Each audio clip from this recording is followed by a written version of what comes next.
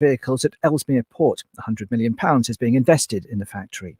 Pubs in England are going to be allowed to stay open later on Sunday in case the Euro 2020 final goes to extra time and penalties. Fans can keep drinking until 11:15. And Britain's Emma Raducanu's revealed she struggled with her breathing and felt dizzy during her fourth-round Wimbledon retirement against Ajla Tomljanovic. The 18-year-old was making her debut in her home Grand Slam, never having played a tour-level tournament. That's the latest. I'm Nick Qureshi. This is Revive FM 94.0. Reviving communities. The views expressed on this program do not necessarily represent those of Revive FM or its management. On FM, on YouTube, Facebook. Every Tuesday from 5 to 7. Henry Scott and Tom Hutchinson. Keeping you in the loop. On Revive FM. Hello. Yes, you're listening to the Scott and Hutch Show. My name is Henry Scott, and I'm here in my wonderful studio with the co-host Tom Hutchinson. And there's my English. Anyway, it's been a whole week since we've been with you. I know. We know all of you have been itching to get back with us in the studio. Of course, we'd love to be here more often as well. Right, Tom. Good week. Yeah, it's been good. It's been decent. I had to go to the hospital today for an ultrasound and everything, so it's been nice. It was also because you're pregnant, yeah. Yeah, I mean, I went there, and do you know what? I'll be honest. I tried making that joke, but this guy was like talking to a Cyberman. Do you know what I find that it's just, sometimes it just doesn't. It doesn't quite sit right. Do you know what I mean? Well, it's the fact that even when I came in there, so the nurse was telling me, or asking me, what's the problem? Yeah, of course. And I said, I've got it's no secret, like I've got a lump in my navel. So I was like, I think it's either a hernia or a cyst. So she says, okay, just have a seat on the table there, and the doctor will be with you in a moment. Right. So he's doing War and Peace. Sure. Minute and a half later on. Yeah, lots of typing from ultrasound. Nothing. Yeah. And then all of a sudden, he comes over, doesn't introduce himself, doesn't say hello or I'll be with you in a moment, gets the old KY jelly on the scanner, and then just went, so what am I doing? that was his opening gambit. Not hello, I'm Dr. whatever, just, But to be honest, though, I think a lot of the people in that situation have been worked so hard over the last couple of years. You can't really blame them, can you? Yeah, but I mean, at least have a little bit of feel sorry for them. But the best thing was, it was like when he tried to almost convince me it was in my head. So like he said, well, I can't see it. I said, all right, can you see the base? I feel something. Yeah, I said, I said to him, I said, can you see the base of my belly button? You know where the umbilical cord should have been attached to? And he went, no. And I went, well, there you go then. There's your proof. And then I said, it gets worse when I stand up. So we stood up and he's still scanning it. And I said, well, I can't see anything on the screen. I said, so what about in real life then? I went, what? I said, right, I said, I know I'm supposed to social distance. I said, but let's be honest, you're attacking me with a scanner. Can I have your finger for a second? So he was like, right, stuck the finger in the belly button. I said, right, can you feel that? He went, yeah. I went, that's a lump. That's what I'm here for. Yeah. So he looks and he went, well, I still can't see anything. So, my God. You know what? With those type of things, you just got to leave it. Yeah. Anyway, I've re-entered the work of manual labor. Oh yeah. Oh, so I was going to ask you, what's this all that you were saying about it just before we came on? Yeah, no, I've been helping my dad out, and he's kind of. I mean, to be honest, whenever I was helping him out, like for the past 2 weeks or so. I was under the assumption I was just doing it for free because he's been so nice to me over the last year, and so and I'm very grateful. So, and then he was like, "Oh no, you're getting paid," and I was like. Well, that's a pleasant surprise. I mean, I didn't mind, but all right. It's like, what can I say to that? But thank you very much. Yes, exactly, exactly. So anyway. Let's get down to contract negotiations, shall we? Anyway, I do believe it is time to get down to the news. Oh, yes. Of course. So play it. Let's hear the news. Let's play some news. On FM, on YouTube, Facebook, under your bed, in your closet, and we're hiding in your fridge. Henry Scott and Tom Hutchinson bring you the news on Revive FM. That's right, it's back into the news with me and Tom. Obviously, this week we've had some, whether you take this as good news or bad, it's news nonetheless. On July 19th, England will finally be leaving the grips of legislation that is described as lockdown. Sure, just for a second now, I thought you were going to say we're leaving the EU. I thought, hang on, haven't we already done that? No, I mean, you would have thought, wouldn't you? Yeah. Anyway, aside from that, Yes, so from the 19th of July, lockdown rules will be going out the window. Yeah. We can hopefully see a complete lack of restrictions on social gatherings, social distancing, and even on mask wearing. So I think one thing we've got to jump straight into is Boris Johnson on July 19th giving us a little chat. We know that this vaccination program is making a big difference. We know that it's helping to reduce suffering and save lives, potentially on a very big scale. But we don't yet know the full extent of the protection that we're building up, the exact strength of our defenses. And as we look at what's happening in other countries with cases now at record numbers around the world, we cannot delude ourselves that COVID has gone away. I see nothing in the data now that makes me think we are going to have to deviate in any way from the roadmap, cautious but irreversible, that we have set out. But the majority of scientific opinion in this country is still firmly of the view that there will be another wave of COVID at some stage this year. And so we must, as far as possible, learn to live with this disease as we live with other diseases. I mean, the first thing I've got to take, Tom, is I did listen to that briefing yesterday, but I did while I edited that together. And the few things jump out at me is that he said it's now or never. Surely June 21st would have been the right time when case levels were much lower. And also, he says we're going to have another wave. But surely that means that this lockdown easing is not irreversible. This lockdown easing, there'll be. I personally think we will have one more lockdown. I think so. I'll be honest with you. I've been saying it since the rumblings of Freedom Day were actually first announced. I think if we get released, we're going to go back into tier 3 within a couple of weeks. Definitely. Well, no, because the problem is that I find, Tom, is that tier 3 is, the case rises at the minute are astronomical. Yeah. There's a projection we're going to have 3,000 deaths. We're going to have an active million cases by July 19th. Yeah, it was 100. Well, they think 100,000, and they think 100,000 cases a day.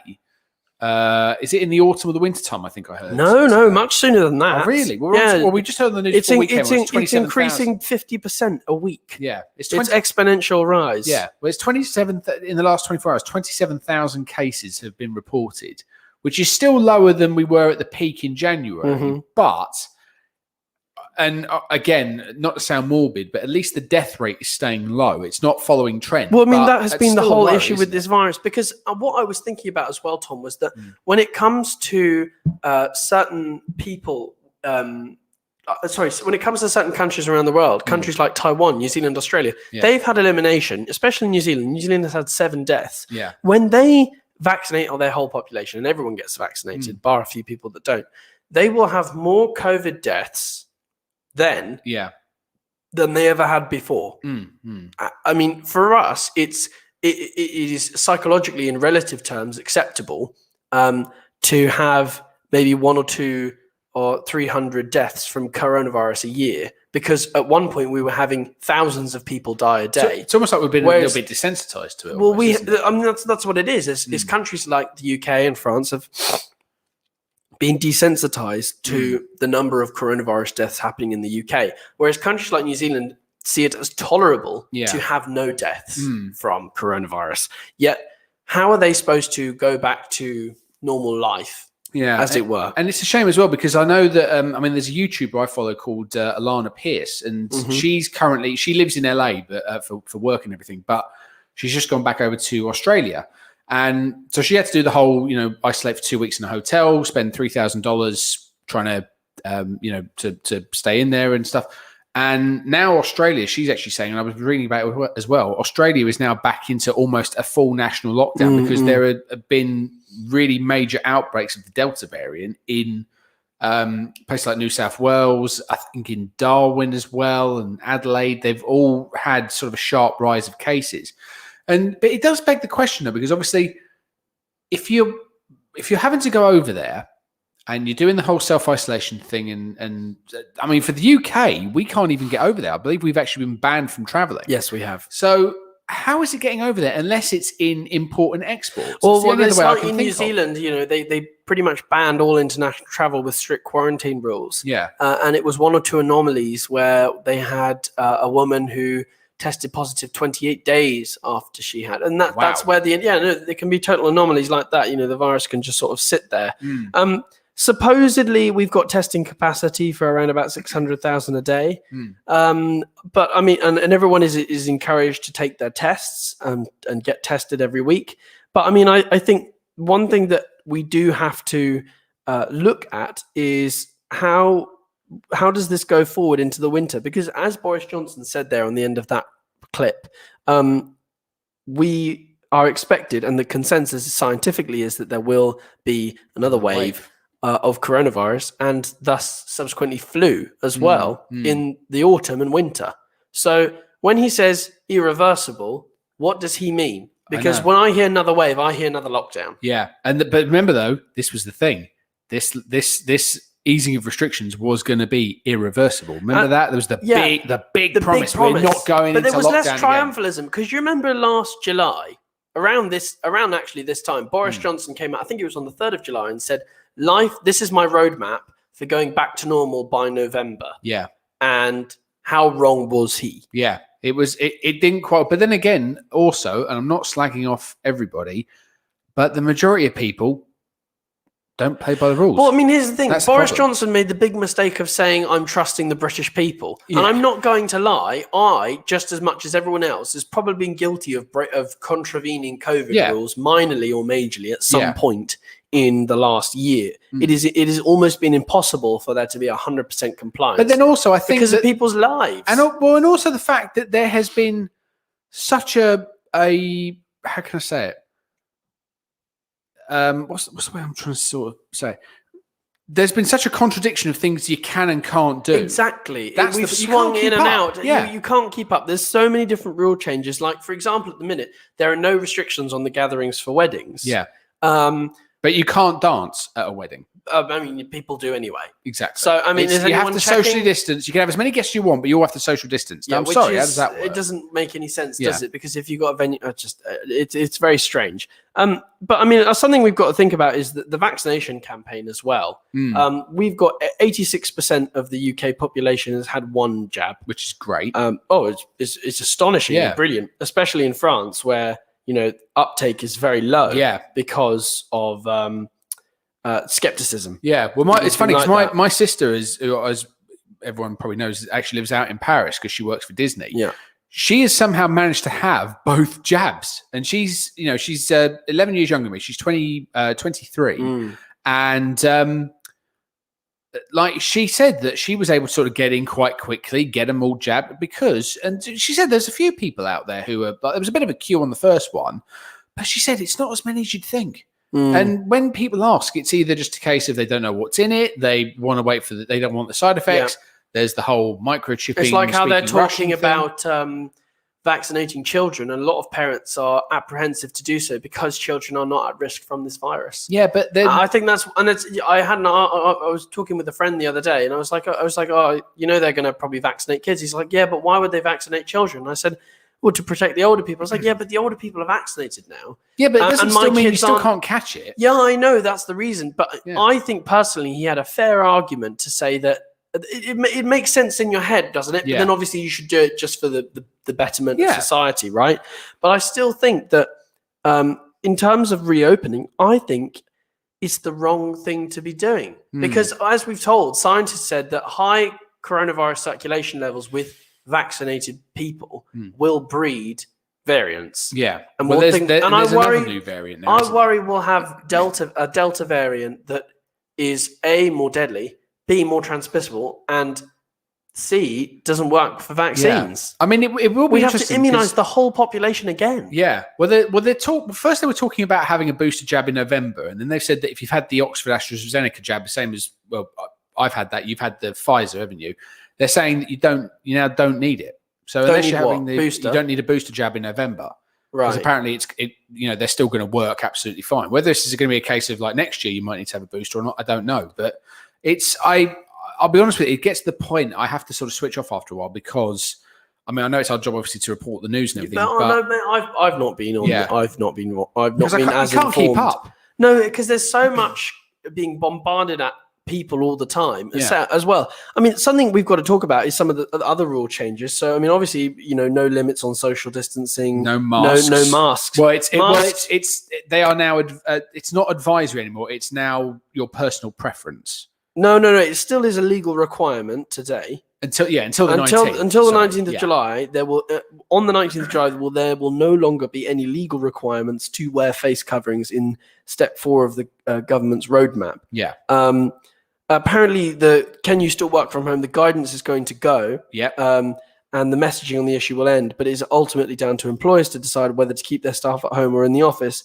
And notably, the Bank of England stated that it wanted its workers at least to come in one day of the week at a minimum. So almost hot desking almost. Yeah, I think what they're planning to do is do some sort of transition. I think many employers will go by the same way, because trying to say to your workers, oh yeah, by the way, you're coming in now full time, I think that'll annoy a lot of them. Yeah, it needs to be sort of gradual, I think. Maybe just because, you've got to think that people have not been working in an office environment. They've not been working at, shall we say, full speed or anything like that for the last, 18 months, something like that. So there is going to be that period of adjustment, the same sort of period of adjustment that we had when we went from normal life to lockdown life. So I think even on a psychological level, you've got to try and reintroduce people. A question we need to ask our listeners is are they going to keep wearing their masks? I mean, after the rule changes, I'm going to. But where are you going to wear it, Tom? I'm definitely going to be wearing it at work, because I'll be brutally honest with you. And this is actually, this is going to be a knock to not the people I work with, but the people I work for. I don't trust them as far as I could throw them. The fact that I get names that I can't even mention on the thing when I have to do the track and trace, and the way that I see people who are not supposed to mix tables, still do it. I'm wearing my mask because I don't care if, as I've always said since the start of this pandemic, I don't care if I get it. If I get it, all right, I'm out of commission for 2 weeks. Fine with me. I'll get food ordered in. I will stay at home. I will play the PlayStation. I will work from home, and I'll do what I can do. I will still do this show, even if it means I'm having to do it on a laptop. I don't care. If I give it to you or my family or anyone like that, and something happens to them, I will never forgive myself. Yeah. So I'm still going to wear a mask until the case rate goes down and the death rate stays low. Whether that means I have to continue suffering with breathing problems all the way up through the year, or whatever, because I have, as we've said before on the show, I've got a broken nose. I struggle to breathe anyway because of this.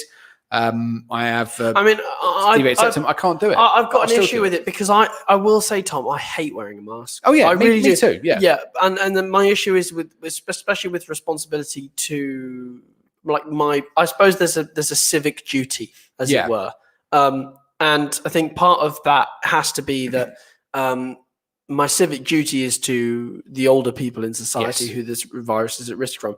Now, I don't have to wear a mask if I don't want to. I could easily apply for an exemption, like I've seen many people doing. Yeah, like you'll see, those sunflower lanyards. Yes. Yeah, they're the I'm exempt lanyards. Well, do you know what? I've been really confused as to why they've been there. Well, I had one the other day who said that they were exempt because they had eczema. I said that doesn't count. But the thing is, you as a bloke, you just can't, Yeah, I mean, I actually spoke to my boss about it, and I said, look, I really suffer with breathing, especially when it gets really hot. I have to almost open, and it defeats the purpose. I have to pull the bottom of my mask open to get full breath because I can't get full breath in. I'm working at halogen lights. It's stifling. I feel like I'm suffocating here. Yep. Can I apply? And would you mind if I applied for an exemption?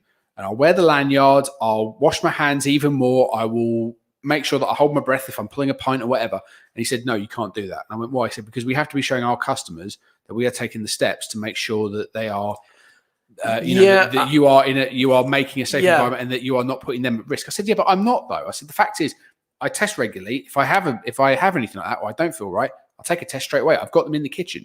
I'm straight away there with the swab and the little, container. You should bring that up because that doesn't seem right, in my opinion. Because I don't think an employer can bar you from if it's like a medical or which yours is. It's a medical exemption. Yeah. So, maybe look into that. But I mean, right. So me and Tom are going to go to a break real quick. We're going to be coming back, but we would really like you to call in with your opinion. Will you still be wearing your mask on July 19th, and will you continue to wear it into the future? do let us know. That's on 0333 444 0940. That's 0333 444 0940. That's right. Please do call in, and we'll be right back after this. Join the largest annual help feed campaign on the planet, Kurbani. Due to hunger, millions die this Eid. Through Minhaj Welfare Foundation, your Kurbani can save lives. Participate from as little as £40 or choose as you like. Add an Eid gift for only £30. Donate, sacrifice, feed by choosing your Kurbani through Minhaj Welfare Foundation. Call us now on 0300 30 30 777 or visit us on minhajwelfare.org. Waris Food Store, the place to go for all your meat and groceries. We stock thousands of items from fresh fruit and veg to all your favourite Ramadan food products. Based at 420 Hoe Street in Walthamstow, we can deliver anything you need right to your doorstep. Just give us a call on 0208 521 0000 and take advantage of our huge Ramadan offers.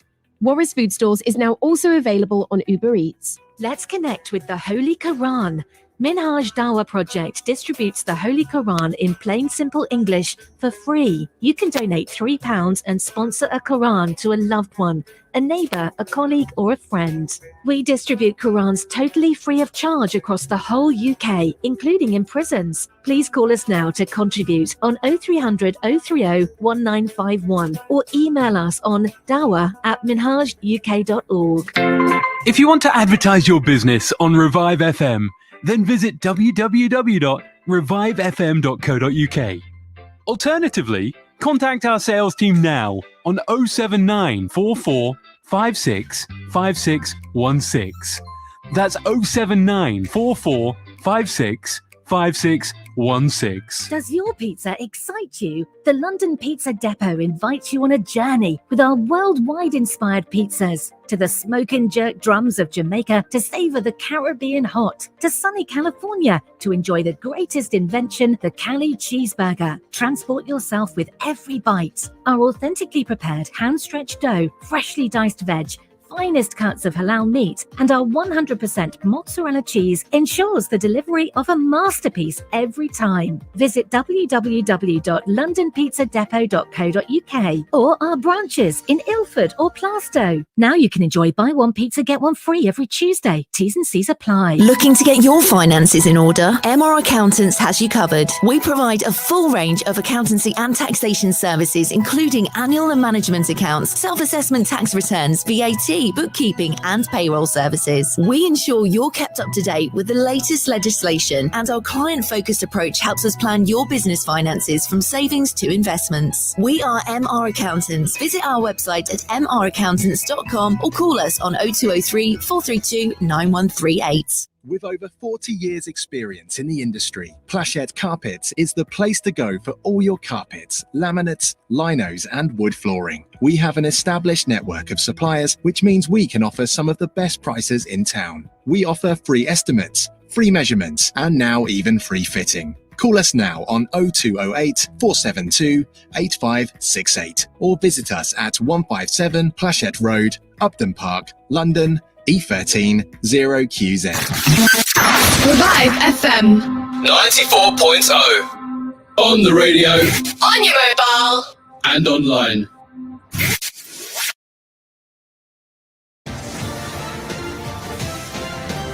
News. Well, that was the wrong jingle, but Speak for yourself, sir. Yeah, sure. There's the. I was just. That's really. Can we just say welcome back to Revive FM? Yeah, welcome back. You're listening to Revive FM. Henry Scott and Tom Hutchinson bring you That's right. It's Henry Scott and Tom Hutchinson on Revive FM. Exactly. Welcome back. The other one is when we do Euros. Going to have to change the name of that. we'll sort that out later. Anyway, moving on. More COVID news is from the 16th of August, fully vaccinated people will no longer have to self-isolate. Yes.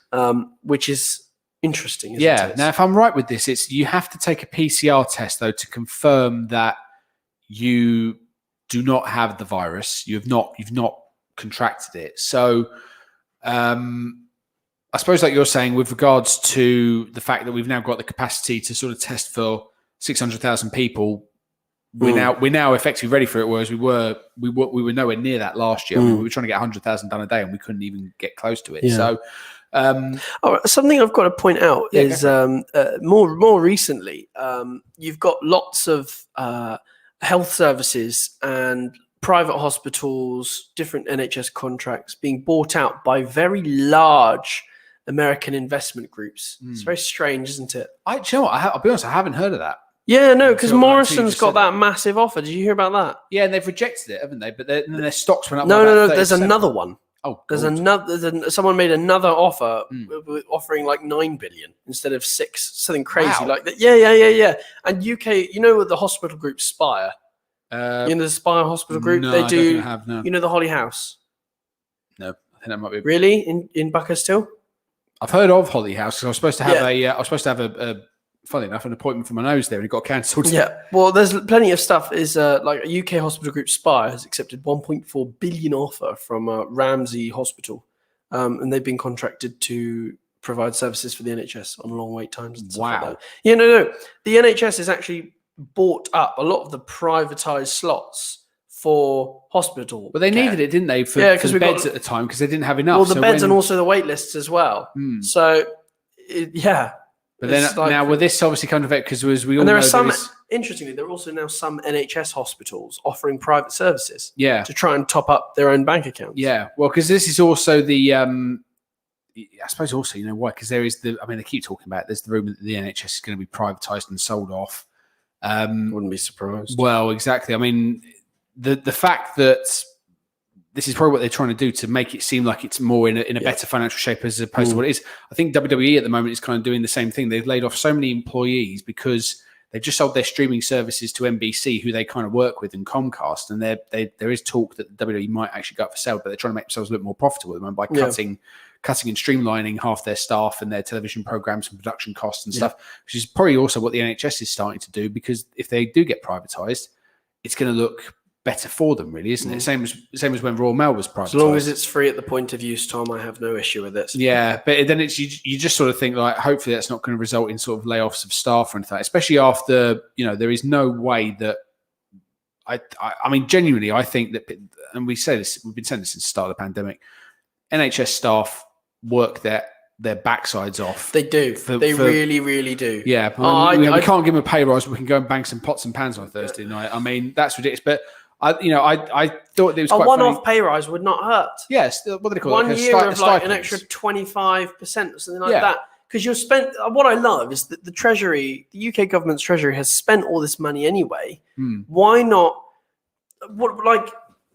Yeah, there's so much money floating around. Why not just give all NHS staff a 25% bonus? Yeah, one-off, saying thank you for helping out with the pandemic, and then leave it. Exactly. Because what they don't want to do is give them a pay rise and then, of course, decrease their pay next year. Yeah, that is the political motivation behind it. But if you say to the public, like, listen, we don't have the money to continue paying all NHS staff 25% more continuously. But we are going to give them a 25% bonus of their wages. Or even if they'd have put it in their budget to say, look, you know, we're going to put the taxes up for 1 year. Because, I mean, obviously we're not paying more tax. We're freezing tax. The problem is with putting up taxes, it would hamper economic growth, which is obviously key coming out of a pandemic. But yeah, I know what you mean. Like to sort of just divert some of that money into like a 1 year stipend. Corporation tax like by 5% for 1 year. Yeah. You know, it's not going to kill business. Exactly.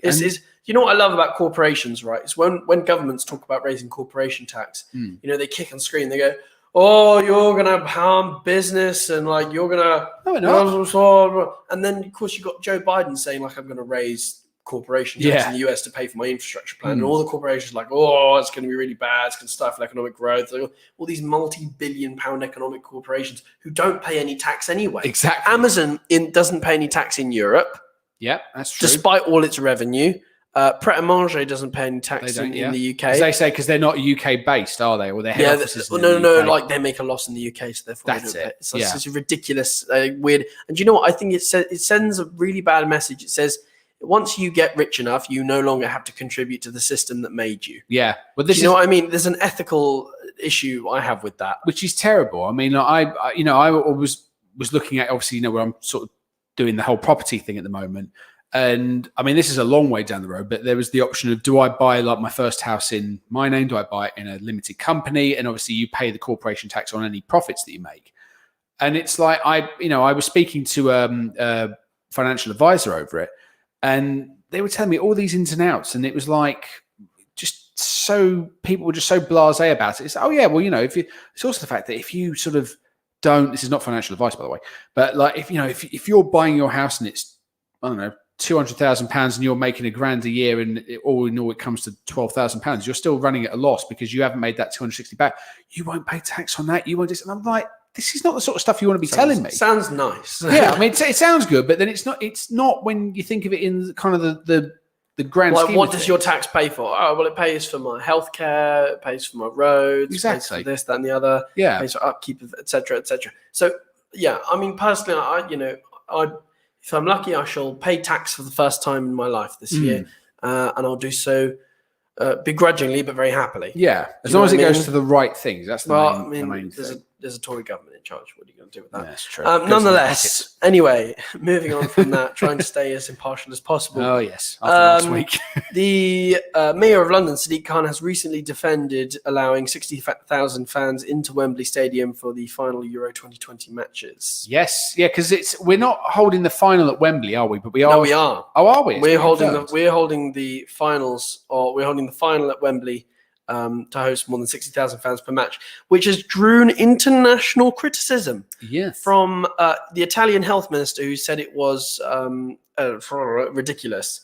So was it a lot of flapping of the arms? Yeah, a lot of that. So nonetheless, speaking of football, yes, I mean, it is time to talk about a bit of football, isn't it? Oh yes. Did you watch the game? Ukraine? I'll be honest with you, I caught the second half. Because but I mean, what a game! I mean, well done to the guys. Who expected 4-0? I know. I was expecting Ukraine to give us a really hard time. Yeah, and it looked like initially that Ukraine, their team moved as a unit. Yeah, you could see them on the pitch. They were just that's kind of that Soviet mentality, isn't it? All as one sort of thing. Well, but it was like all the four players at the back and the defense, then mid and front. They all moved like as a unit. There was like perfect distance between all of them, and of course in the first 4 minutes, basically they were the kings of social distancing. Yeah, and then socially distanced football, and then of course in a minute, a literal 3 minutes, Harry Kane just got in there, straight in, right in the stage. Absolutely stunning goal. Well, it was great because the funny thing was, so I went out with a couple of, because for those who don't know, it was my birthday on Sunday, but I was celebrating over the weekend. So I basically had, and I'm 34 now. Jesus, I've actually outlived my life expectancy. 43, you said. 34. Sorry, 43. Sorry, what's that? You're a bit old. You're a bit old there. Is your hearing going? Sorry, what? Yeah. So I've outlived my life expectancy now from Hackney. It's quite nice. So, but. I was at a restaurant, and across the street there was a pub showing the game, and because the restaurant had all the bifold doors open, we could hear every time they scored. So we heard the first one after a couple of minutes. It was like, oh, that must be England, great. And then I checked, because I was having such a nice time, I didn't actually have my phone on. I was looking at I wasn't looking at the results, and I saw that Kane had scored after 4 minutes. I was like, great. And then we said, oh, should we all go in and we'll just watch the second half? Yeah, all right, fine. So we're sitting there, and some of the girls were looking bored out of their mind. I was sitting there going, it's actually really good, this. And then, I sort of managed to watch the second, the third, and the fourth goals. And then one of them was, I won't say her name, but she knows who she is. She was sitting there like that. So that look on your face of like, huh? I really don't want to be here, but I don't want to say it. So I looked and I was like, I kind of went, you're right. She went, oh yeah. I went, you bored? She went, yeah. I went, do you want to go? She's like, yeah, can we? I'm like, all right, come on. I said, right. I said, well, look, the match is, I said, it's winding down now. I said, I don't think they're going to get 4 in. I said, should we go? And she was like, yeah, we'll go. Let's go somewhere else. I'm like, you're welcome.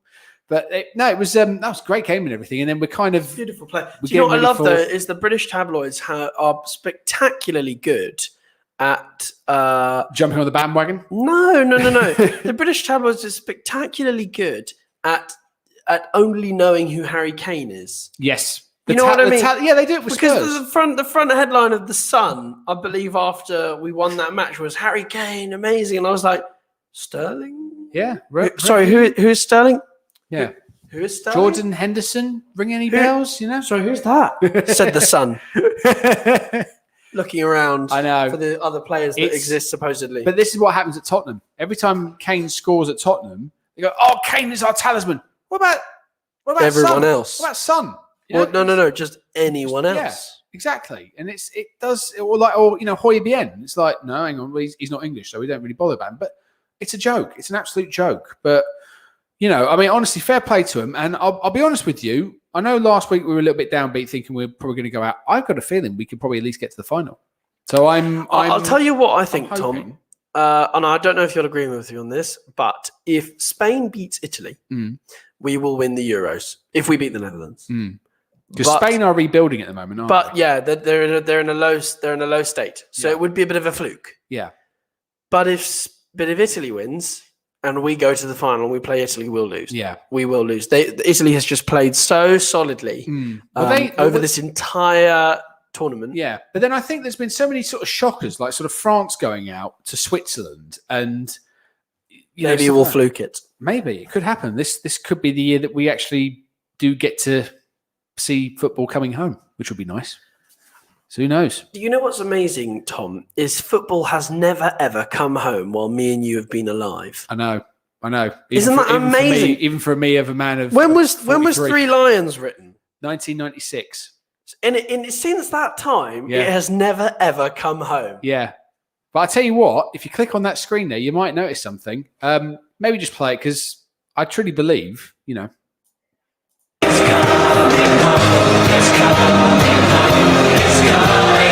Football's coming over. I'm not sure that it is. Listen.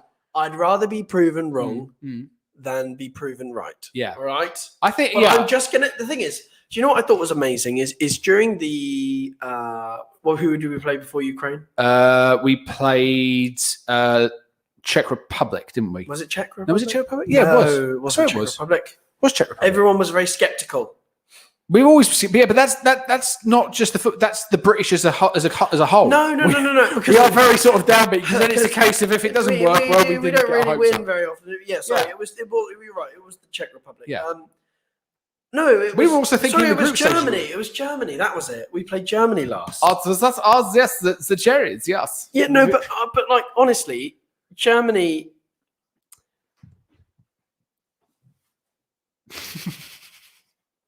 I remember when I went to the pub, right, to go and watch the England v Germany game. I was thinking, right, we're going to lose. Yeah. I was very downbeaten and downtrodden. I was like, well, it's been a good run. It's been nice to make it this far. Let's see how we go. And I was proven wrong. Yeah. And so was everyone else in the It's true. Because everyone.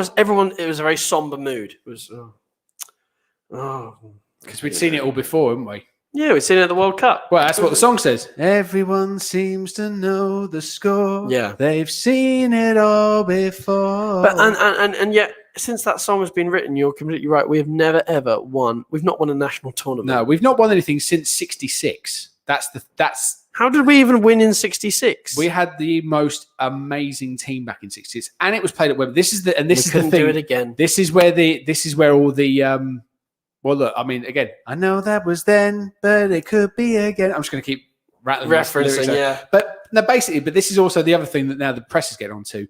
So the final is now at Wembley. What happened in '66? Oh, we played at Wembley and we won. So it could happen again. I mean, I won't lie, it would be nice. They're already talking about, because obviously we might not be able to have the open top tour bus because of obviously we can't out, but they're saying they might push it back to September and then we can celebrate with the team and everything, which will be fantastic. Well, do you know what I'm looking forward to? Even if we lose the Euros this year, we made a good go of it, right? Yeah, we did better than we did in the World Cup. And I will say the World Cup qualifiers, which will be from September, we're playing Hungary, Andorra, Poland, Andorra again. Hungary. Oh, wait, sorry. Hold on a minute. Am I just repeating the same thing? We're playing Andorra and Hungary, and then we've got No, Hungary sorry. My bad. We play Hungary on the 2nd of September. Then we play Andorra on the 5th. Then we play Poland on the 8th. Then on the 9th of October we play Andorra again, and then on the and then on the 12th of October we play Hungary again. I don't know why we're playing Hungary twice and Andorra twice. That's all right. It's like and then we play Albania and San Marino. I think we're going to be all right. I mean, San Marino, I'll be honest with you, San Marino is It's a tiny place. It's a tiny place, and also it's a team fielded by semi-professional people. I remember. I think it was the time we beat him 7-0. One of them was actually his full-time job was a plumber. And yet he can say he played in the World Cup. He can say he played in the World Cup. Wouldn't that be very cool? Maybe I'll go and get San Marino citizenship. But you know the best thing is, right? If we don't do well in the Euros, let's say if we crash out tomorrow, right? Which hopefully we won't. Cross our fingers. Cross our toes. Everything else. At least we can say, oh well. There's always next year because it's the World Cup in 2022. You know, that's brilliant, actually. COVID has been a blessing in disguise because we just have 2 years of straight up brilliant national football. Yeah. Well, it was like last year when we had the Champions League, the Europa League, the end of the Premiership, all within the space of about 3 weeks. And then it was a case of, well, if you're missing your weekly fix of football, don't worry, it's back again in 10 days. It's like, result, here we go. Brilliant stuff. All right, me and Tom are going to be showing you some brilliant stuff from our advertising team. We'll be right back after this. If you want to advertise your business on Revive FM, then visit www.revivefm.co.uk. Alternatively, contact our sales team now on 07944 56 5616. That's 07944 56 5616. Turkish Kitchen, the best Turkish food you'll ever taste. We only use the highest quality meat. Along with our mixed grill platters, we serve cold mezes, hot mezes, lahmacun, and a wide selection of fish options. To order for delivery or collection, call us now on 0208 507 8822. That's 0208 507 8822. Or visit us at 41 Ripple Road, Barking, IG11 7NT. We can also take group bookings and take care of all your party needs. The Turkish Kitchen, Barking. Looking to get your finances in order? MR Accountants has you covered. We provide a full range of accountancy and taxation services, including annual and management accounts, self-assessment tax returns, VAT, bookkeeping, and payroll services. We ensure you're kept up to date with the latest legislation, and our client-focused approach helps us plan your business finances from savings to investments. We are MR Accountants. Visit our website at mraccountants.com or call us on 0203 432 9138. दुनिया की सबसे बड़ी तकसीम खुराक मुहिम कुर्बानी का हिस्सा बने। भूख करोड़ों अफराद की जान ले लेती है। इस ईद पर मिनहाज वेलफेयर फाउंडेशन को दी गई कुर्बानी से जिंदगियां बचाएं। सिर्फ 40 पाउंड से कुर्बानी में हिस्सा डालें। इसके साथ ईद का तोहफा भी शामिल करें। इस साल ईद कुर्बान सिर्फ मिनहाज वेलफेयर फाउंडेशन के साथ। अभी कॉल मिला 0300 3030 या विजिट करें minhajwelfare.org. Nikah, talaq, counseling on matrimonial disputes, Islamic wills, Islamic law of inheritance, or an Islamic verdict on any other issue.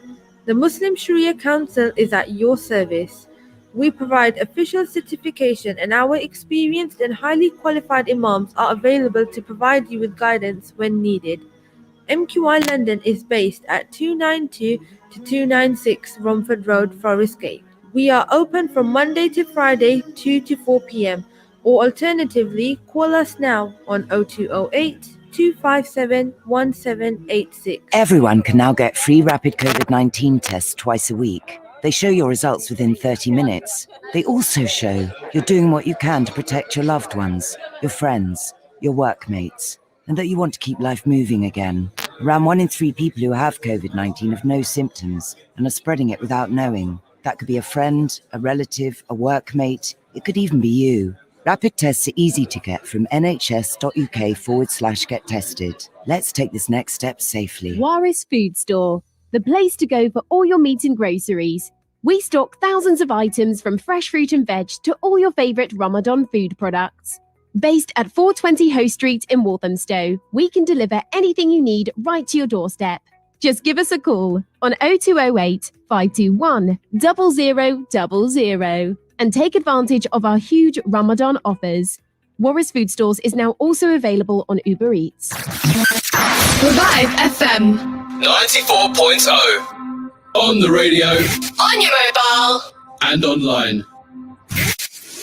Hello, hello. You're listening to Revive FM. My name is Henry Scott, and we're here in the studio with my wonderful co Tom Hutchinson. And welcome. Welcome back, yes. Henry Scott and Tom Hutchinson bring you the news on Revive That's right, me and Tom Hutchinson are still here for another hour and 15 minutes, of course. Oh, yes. We've got your Tuesday covered, so make sure you're always tuning in.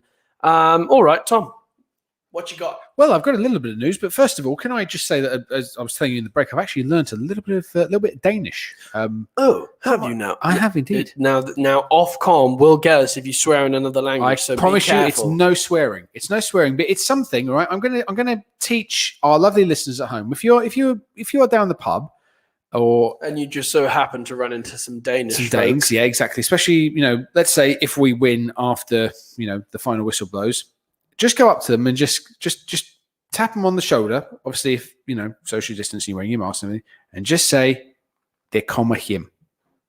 What does that mean, Thomas? Well, maybe if I did it in this sort of way, people might get what it means. Det kommer hjem, det kommer hjem, det kommer, fodbold kommer hjem. It means it's coming. So you're ready to absolutely slate a bunch of Danish people. Oh yes, I mean, and the fingers crossed. If we go to the final and we win, I'm going to learn it in either Spanish or Italian. That's my next I really hope you learn it in Spanish, because if you learn it in Spanish, it will be coming home. Yes. It will be returneth to the hometh.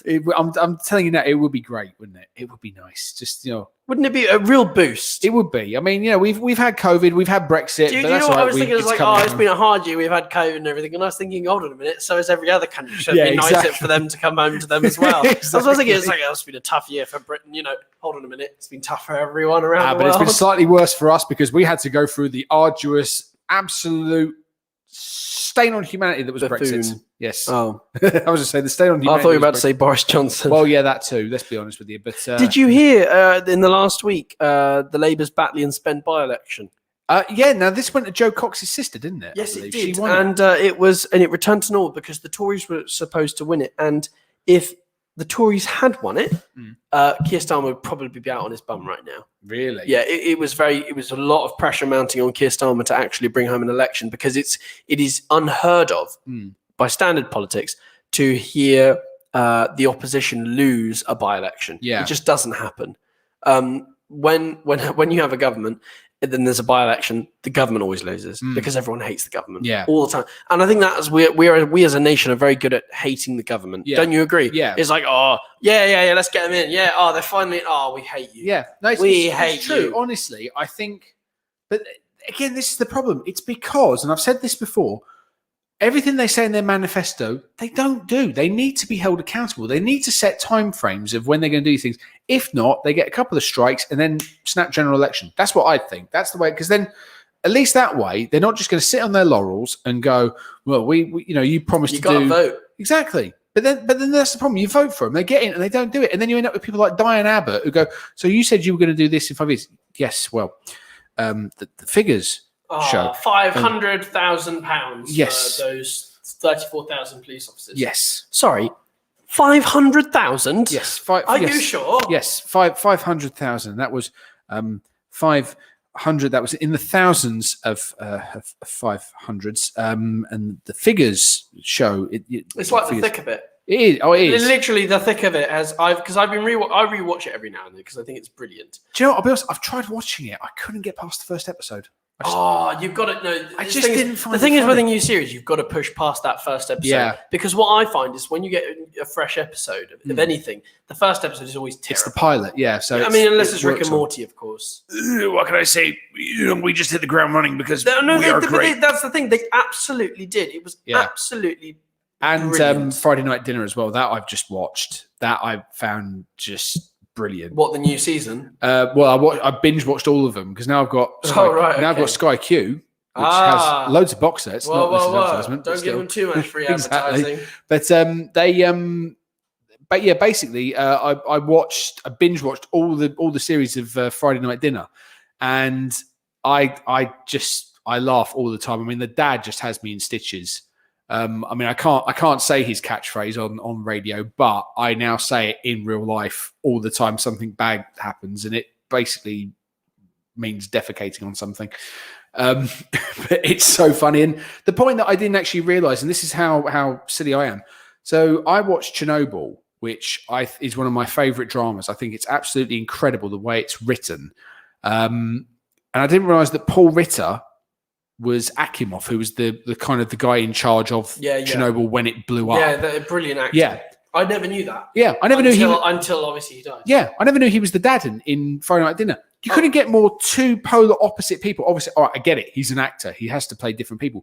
But to go from like this he understands the mission. Yeah, to go from this sort of dippy dad who's a little bit in his own world Well, to it's then like being Bryan Cranston, you know, he was on Malcolm in the Middle. Yeah. I think Paul Ritter and Bryan Cranston the same thing. I think they would have been just as famous as each other. Oh, exactly. Yeah, I mean, well, the had fact Paul that Ritter not died. do you know that Bryan Cranston wasn't the first choice to play Walter White in Breaking Bad? Do you know that? Who was it? I can't remember who it was, but basically, because he'd come from a comedy background, you know, doing Malcolm in the Middle and stuff, people didn't think that they would take Bryan Cranston seriously as this guy who started off as a very meek, mild-mannered teacher and then effectively became the embodiment of pure evil. Yeah. Spoiler. He wasn't that bad. Oh, he was bad. No, he wasn't. He was a lovely drug dealer. He watched his business partner's girlfriend die. He's a lovely guy. Don't bad him too much. That's kind of like saying that, you know, Hermann Goering was a bit dodgy. All right, now that's taking it very far. But no, because that was a real person. Whereas this guy, you know, we all wanted to see him succeed. You don't lie. You wanted to see no one actually wanted to see Walter White die. I'll be honest. Breaking Bad. Nobody did. I'm sorry if I just spoiled it for anyone. I mean, in fairness, it's been off the air for about what now? Yeah, but 8 years. I feel like it's something that people should be able to enjoy, don't you? Because he was the protagonist in the story, right? Yeah. Everyone wants to see. He's our hero, regardless of how evil he is. Yeah. He was our hero. You know, there's a brilliant series you should watch called The Boys on Amazon. I keep hearing about this. Yeah, it's like a dodgy superhero family. Yeah. And there's some really nasty stuff in it, but you should definitely watch. I should watch it because I know is Carl Urban still in it? I don't know. Because I know. I mean, I like the him. bloke who plays Scotty on Star Trek. Yeah, and also plays Bones. Dredd as well. Oh, I don't know, mate. Sorry. Have you ever watched Dredd? No. Honestly, watch it. It's an hour and a half. Oh. It's right. So this is, you know, everyone thinks Judge Dredd. They think it's Sylvester Stallone going. No, this is gritty. This is urban. This was made on a budget of, I think, about $15 million. It didn't get a sequel, but it's now kind of got a TV show in the works. There was a comic that spun off it, and people are calling for Carl Urban to basically play this Dredd in the TV series, Judge Dredd in the TV series, because he absolutely nailed it. Doesn't take his helmet off. There's no like, I don't know, whatever. He just sits there and he's just like, citizens of Peachtrees, this is the law. You sure it's not BTEC Batman? No, honestly, it's like a sort of a Batman Begins. You know, kind of, it's like a superhero movie, but it looks like it's set in the real world. Okay. Honestly, give it a watch. It's an hour and a half. You will not regret it. I think it's actually on Netflix as well, but definitely I give it a want watch. to quickly dip back to coronavirus because I've just had some news. Go for it. There's a brilliant article here that says why Boris Johnson might be forced to ditch his irreversible lockdown promise. Do you think we're going to have another lockdown? I think so. I think we've got one more and then we're done. I don't think we're going to go national, but I think we will have. Oh, but the postcode system never worked. Yeah, but it never worked. I know, but this is the problem because if we go back into a national lockdown, people are going to go, "Hang on, you said it was irreversible." Whereas if he does a national lockdown, local lockdowns, he'll go, "Yes, well, I did when I said it was irreversible. I meant as in there will be no more national lockdowns, but for local lockdowns." These are things that need to be done to get life back to normal. That's what's going to happen. So he won't do a national lockdown because like Sanjay Javid. He has said he's seen the damage that a national lockdown does, not just the economy, but to people's physical and mental health. I don't think we can take another one. Also, the fact that we all saw how happy we were when we came back out in July. All right, we took the absolute proverbial and then we went back into another lockdown. But I don't think that we can hack another one. I think if we do, I think a lot of people that were kind of close to the edge could be pushed over the edge. I think a lot of businesses that are really struggling will go under. So I generally don't think we can handle another national lockdown. I think it's going to be a bunch of local lockdowns, which will happen to majority of the country, is what I think. Well, it's like when you put the whole place under tier 4, isn't it? Yeah, it's not good. I think we've got bumps along the road, but hopefully we'll get there. Anyway, it's time for me and Tom to bump into some adverts for you. So we'll be right back after this, and do stay tuned because Tom Hutchinson will be your co-host, of course, which means the lawyers start to worry. See you in a second. Oh, yes. Does your pizza excite you? The London Pizza Depot invites you on a journey with our worldwide inspired pizzas. To the smoke and jerk drums of Jamaica, to savor the Caribbean hot, to sunny California, to enjoy the greatest invention, the Cali cheeseburger. Transport yourself with every bite. Our authentically prepared hand-stretched dough, freshly diced veg, finest cuts of halal meat, and our 100% mozzarella cheese ensures the delivery of a masterpiece every time. Visit www.londonpizzadepot.co.uk or our branches in Ilford or Plaistow. Now you can enjoy buy one pizza, get one free every Tuesday. T's and C's apply. This is Aisha. Her father died in an accident at a very young age. She lives with her mother and siblings. There are millions like Aisha who do not have access to the very basics of life, resulting in her and many others not being able to attend school. Through Minhaj Welfare Foundation, your charity is dedicated towards supporting the full needs of orphans and needy children around the world. Donate today. Call us now 0300 30 30 777 or visit us on minhajwelfare.org. Waris Food Store, the place to go for all your meat and groceries. We stock thousands of items from fresh fruit and veg to all your favourite Ramadan food products. Based at 420 Hoe Street in Walthamstow, we can deliver anything you need right to your doorstep. Just give us a call on 0208 521 0000 and take advantage of our huge Ramadan offers. Waris Food Stores is now also available on Uber Eats. With over 40 years experience in the industry, Plachette Carpets is the place to go for all your carpets, laminates, linos and wood flooring. We have an established network of suppliers, which means we can offer some of the best prices in town. We offer free estimates, free measurements and now even free fitting. Call us now on 0208 472 8568 or visit us at 157 Plachette Road, Upton Park, London, E13 0QZ. Let's connect with the Holy Quran. Minhaj Dawah Project distributes the Holy Quran in plain simple English for free. You can donate £3 and sponsor a Quran to a loved one, a neighbour, a colleague or a friend. We distribute Qurans totally free of charge across the whole UK, including in prisons. Please call us now to contribute on 0300 030 1951 or email us on dawah@minhajuk.org. The Career Link Project is a free employment and career service aimed at supporting young BAME women to navigate a path towards a successful future. If you're 16 or over and currently out of work, you could receive up to 10 months of personalised one-on-one career support and skills-based training to help you secure your future. Get in touch with us today on 07862 035 511 or email us at clp@tffn.co.uk. The Career Link Project, your future in your hands. If you want to advertise your business on Revive FM, then visit www.revivefm.co.uk. Alternatively, contact our sales team now on 07944 56 5616. That's 07944 56 5616. Revive FM 94.0. On the radio. on your mobile. And online.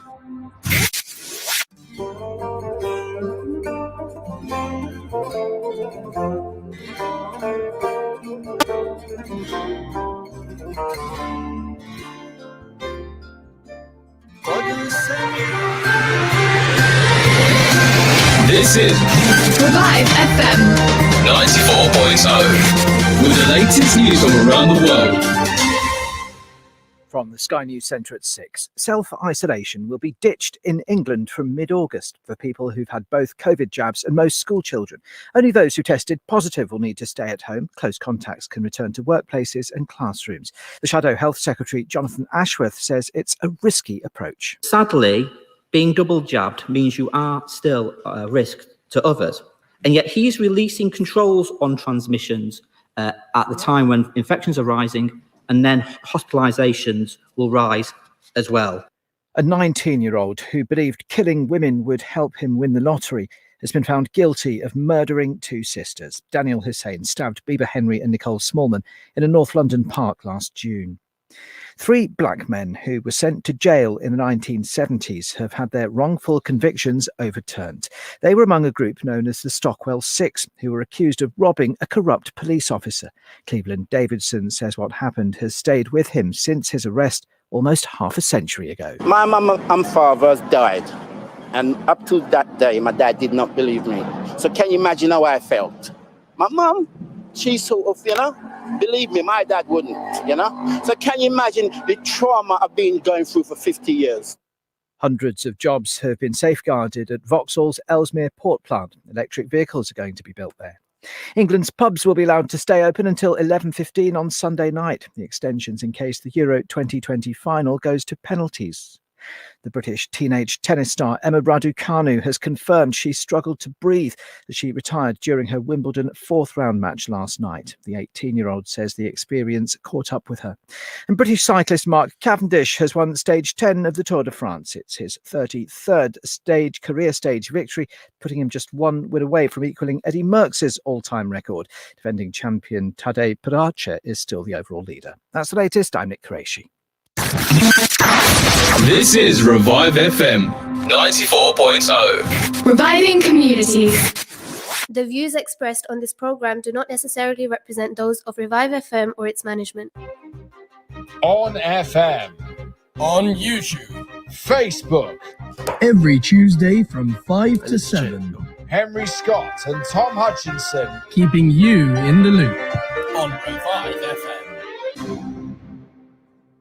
Hello there, everybody. Welcome to Revive FM 94.0. My name is Tom Hutchinson, and I'm losing the marbles already, which is a good start. Joining me in the studio is my amazing co-host Henry Scott, and of course, we are the only station on the radio which will constantly remind you for the next 6 days. All right, not now, lads. Not now. Not now, lads. No, we disappointing me like that. We know it is though. I know we've got to use it sparingly because otherwise, one we could get taken off of air, and it's like also just we don't want to ruin a good thing, really, do we? So it's let's keep it going. Exactly, but it's we're getting a feeling, aren't we? We're getting a feeling it's coming. Got to hold on to that feeling. Exactly. I got a feeling that tonight's gonna be a good game. A good game, yeah. I think that could work. What do you think? Perhaps. Well, my name is Tom Hutchinson, as I said. Henry Scott is in the studio here, and obviously, we are here for the next 57 minutes, and we've got some games we're going to play. We're going to have a nice. I've come up with a game called Dame or Lame, which you might find a little bit interesting later on. We've got. Can you hear that? I can hear. It's not the voice in my head. Let's not draw attention to it. Yes, I can hear something. It sounds like either an aircraft landing, or we're just going to hear some. That's fine. Yeah, just all right. So, yes, some excellent news for you. Obviously, now I do like this because obviously on this show we do like to take the mick. Oh, do we really? I mean, we don't do it now and again, don't we? No, because I think those who really deserve it. A key staple of our show is that yes, we talk about news seriously for you, talk about your current affairs, and then we give it to you in a perhaps lighter, more funny tone. Yeah, right. And we don't discriminate because we absolutely roast everyone. We roast everybody. Yeah, we roast Keir Starmer. We roast Boris Johnson. We roast Matt Hancock relentlessly. That's the slogan of the show. We roast Boris Johnson. We roast Keir Starmer. Roast Matt Hancock relentlessly. Oh, that's got to be in the new. That's got to be the new jingle next week. What I love is that Matt Hancock and his wife Gina have decided. Well, sorry, his lover Gina have decided to try and give it a go. And I think, they have. And I think that's about as good as idea as Boris Johnson saying that this is the last lockdown. Don't you? I mean, it's ridiculous. Yeah, I mean, I'll be honest with you. But I think the thing is, she got the job in the first place because she sucked up to the right person. Yes. Right. I had to process that for a second. I said something else. Mind in the gutter, sir. Mind in the gutter. So yeah, obviously she made friends with the right MP. I bet she did. Yeah, all right, Tom. And of course now they're saying that they're going to try and give it a real go. I think personally she's going to dump him in about like a month or so. Yeah, because she realizes not going to lie, right? Matt Hancock is an absolute weirdo. Just a bit. Oh no! Turn this off now. Oh, nobody wants to think about that, Tom. Nobody wants to think about that. Not even Gina, whatever her name is. I mean, clearly she does, but not anyone else on God's green earth. But you know what, right? I think Matt Hancock is such a weirdo, right? Because, and he's also a terrible, terrible human. And I'll tell you why. Because apparently, when the story broke, he left Downing Street immediately. He left Parliament immediately. He didn't go and stand behind that plant. He didn't go and stand behind a plant, no. But he left Downing Street immediately, went home to his wife, told her he was leaving her, and then woke up his 8-year-old son in the middle of the night to say, Daddy's going away for a while. Yeah, which is terrible. Like, I mean, and speaking from someone who actually comes from a single parent home, that's not the sort of thing you want to do to your kids, because that, regardless of what happens, that will have an effect on your child. There is no. Oh my goodness! Of course, there is of course it will. Yeah, there is no ifs, ands, or buts about it. And I as I say, I speak from experience on that. I'm not going to go into too much detail because obviously it's not fair on the persons involved because they're not here. But like, I don't know what's going to happen now with Hancock. I mean, I'm hoping now that I know he's obviously lost his sort of front bench kind of role. He's now back to being an MP, but I really hope that personally he loses that MP, that member of parliament status. I mean, hopefully at some point, right? Yeah, exactly. I mean, let's be honest, we can't do much worse, can we? But then the interesting thing I find is that Boris Johnson says, the issue was, we said about this on last week's show, the issue's been dealt with, but obviously he can't, he insinuated that he fired Hancock. Oh yeah, but it's a load of hogwash, isn't it? Yeah, I think he'll be back, especially when he said his. I'm sorry, Boris Johnson literally said on the 27th of June or something. He's like, I've spoken to Matt Hancock and he's apologised, and I now consider the matter closed. Yeah, my butt. Yeah, exactly. My butt. He thought he could get away with you flipping it. It's like, oh well, yeah, I spoke to Matt and we agreed he should leave. Yeah, but then he's also completely wrong. Mate. Yeah, but then the problem is he's also then got to admit the fact whilst with not admitting the fact, he's guilty of the same thing. He's had affairs. He's had many illegitimate children, and this is not us slagging him off. When a bloke's Wikipedia page says he's got at least 6 children, that does raise some eyebrows. Well, I mean, I'll be honest. Well, no, I'm not going to finish that sentence. But like the funny thing I always, and again, you're right, always going back to spitting image again. The bit that made me laugh was when he said, what is it that that women like about Boris? He says, well, I just go out there, bit of charm, throw in a bit of Latin, expelliarmus, and then wait for the paternity suit. That's pretty much what happens with Boris. That is how and I was even thinking of something even more miserable than that. During lockdown, when we all should have been socially distanced and not mixing with other households and not doing this, that, and the other, all right? Matt Hancock was having an affair. No. Something much worse. Hanky-panky. He was having hanky-panky. I mean, yes, he came up with hanky-panky Hancock. But Matt Hancock was having more action than you and me. Men who are younger than him. God, that made me feel physically upset, Tom. I know, it's terrible, isn't it? Like, I'm sorry, I'm out here single and the man's got 2 women. I know. Like, huh? What? But that's the thing, isn't it? It's just like a case of, we're sitting here, 2 men who have quite a bit to give, the fairer sex, and there's this absolute man baby who, when things get a bit bad, has to go and stand behind a plant pot. And I'm single. I know, and it's terrible because you're a lovely young man. You've got your whole life ahead of you. I've got the charm of an ox. You got the body of a bison, which is strong and powerful. The resolve of not so bad yourself. Thank Tom. you very much, sir. And here we're just both here. I know, just single on Matt Hancock.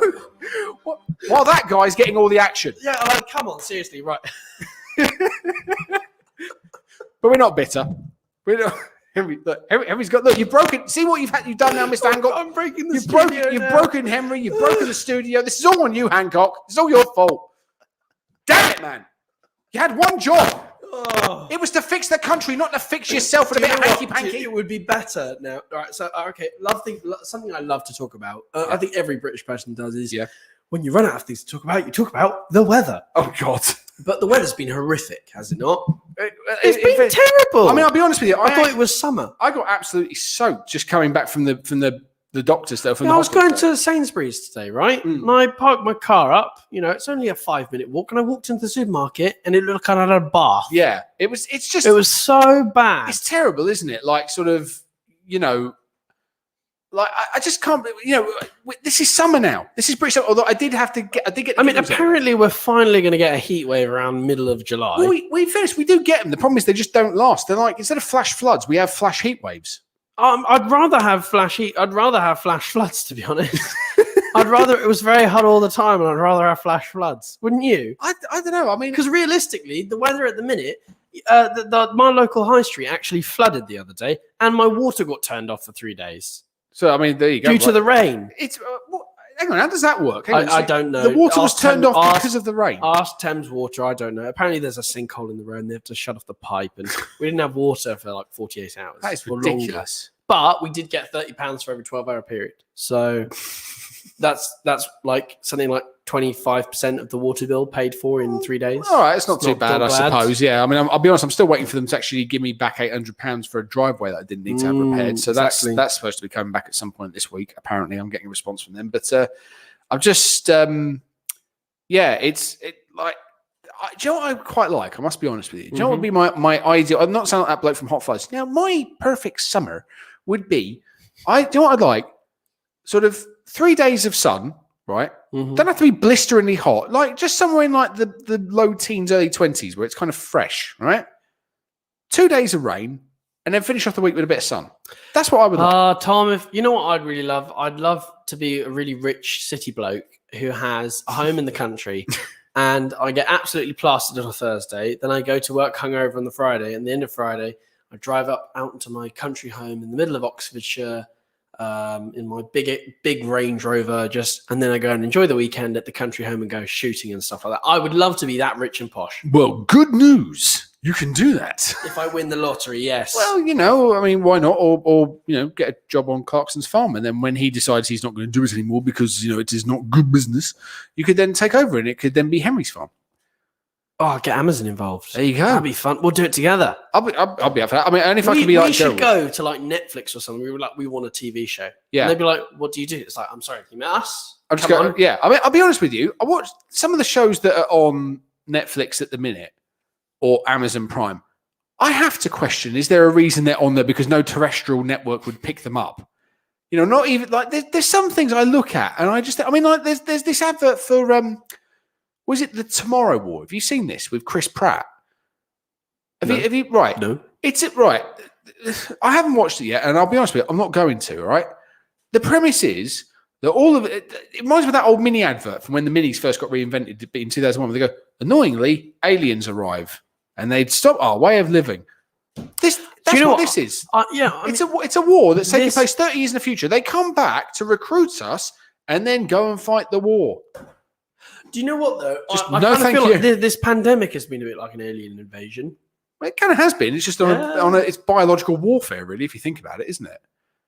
It kind of is, isn't it? Because we are fighting a virus, invisible killer, an invisible killer. Yes, it's like The Quiet Place. Now that I do need to watch. That's the one where they can't make a noise without. Yeah, I want to go see the second one. It would be good. I'd be up for that. Maybe I don't know. Is that in the cinema or is it just on streaming services? In the cinema. Oh, should we go? I'm up for that. Yeah, let's I'm up go. for that. No, the cinemas are back open again. I haven't been to the cinema in ages. I know. I like to just sit down for 2 hours, chill out. Well, the last movie I technically watched was Raya and the Last Dragon, but I'm not counting that because it's terrible. So you know, Boris Johnson said we're going to have normality on the July 19th. Oh yeah. Chris Whitty has said. No. UK won't be back to normal by the end of this year because of the continued impact of COVID. Of course it won't. It's like, I mean, that's the problem. It's like, oh, by the way, have you also seen as well, the two guys got, obviously have now been charged, and I'll let you in a little 6 degrees of separation. What guys? You know the two blokes who accosted him? Yeah. They have basically been charged now with the assault, with common assault. Yeah. And the funny thing is, so when I bought my house, right, so with the company, the person that I've been liaising with actually knows the first guy who got charged. They're not friends, but they've had doings in the past. Yeah, they've had runs in the past. And she said he's an absolute douche. Tosser. We apologise for that comment because I don't know. Can we say that? No. There you go. We apologise for that comment. Yes, but that's effectively what he is. But it was, from what I've heard, he's actually running for the Tory government. But it was just one of those sort of 6 degrees of separations that I found quite interesting. And she said when I saw his name, we were talking about it and we said about his name, and then she said, "Have you got a picture?" I went, "Yeah, that's the guy." And she went, "Oh my god, that is him." It's so funny, but I say it's so funny. I mean, it's funny that obviously it was that sort of 6 degrees of separation, but I don't see how anyone can have a pop at Chris Wheatley. I really like him. I think he goes about his job. He keeps his head down. He cracks on with it. And I actually, and I dare say this, all right, I know he's not a member of government, but I trust him. I'm probably going to make that mistake, and then it turns out he won't be. You know what? He's a civil servant. He works darn hard. And, there's nothing you can do past that. Yeah, it's true, really. Yeah, I just think, I don't see all these people have to keep coming up and going on because it was an anti-vaxxers rally. That's where he got accosted. In St James's Park. I just feel like you don't like him, just don't say anything. But honestly, if I saw him, I'd just go, Professor Whitty, thank you for everything you're doing. Like, just across the street, I wouldn't ask for a fist bump, wouldn't ask for an elbow, wouldn't do any of that. Just go, thank you very much for what you're doing. It's greatly appreciated. And it means the world to those of us with, what's the word? Oh, yeah, brains, as opposed to, because the thing is, he genuinely looks terrified. And I don't think he quite knows how to deal with these situations. And I think all he did when he sort of tried to get out of that bloke's headlock, he just wanted to get away. And the problem was he couldn't do it quick enough. But, I don't know. Yeah, I mean, the problem is you get these people who are just obviously... They just want to, what was it in The Dark Knight? Some men just want to watch the world burn. Yeah, that's and what those are them. There's nothing you can do about that, is there? No, not really. I mean, apart from shoot them, but that's illegal. That's illegal. That's illegal, unfortunately. It's really illegal. I tell you what, have though. you been up to in your spare time? Well, in fairness, I've actually been thinking of something. I've been trying to work on an impression, but it's not quite there yet. But I have a feeling, right, that now, obviously, because we're going to go to a break in a minute. Hold on. Oh, go on, mate. Go for it. I have.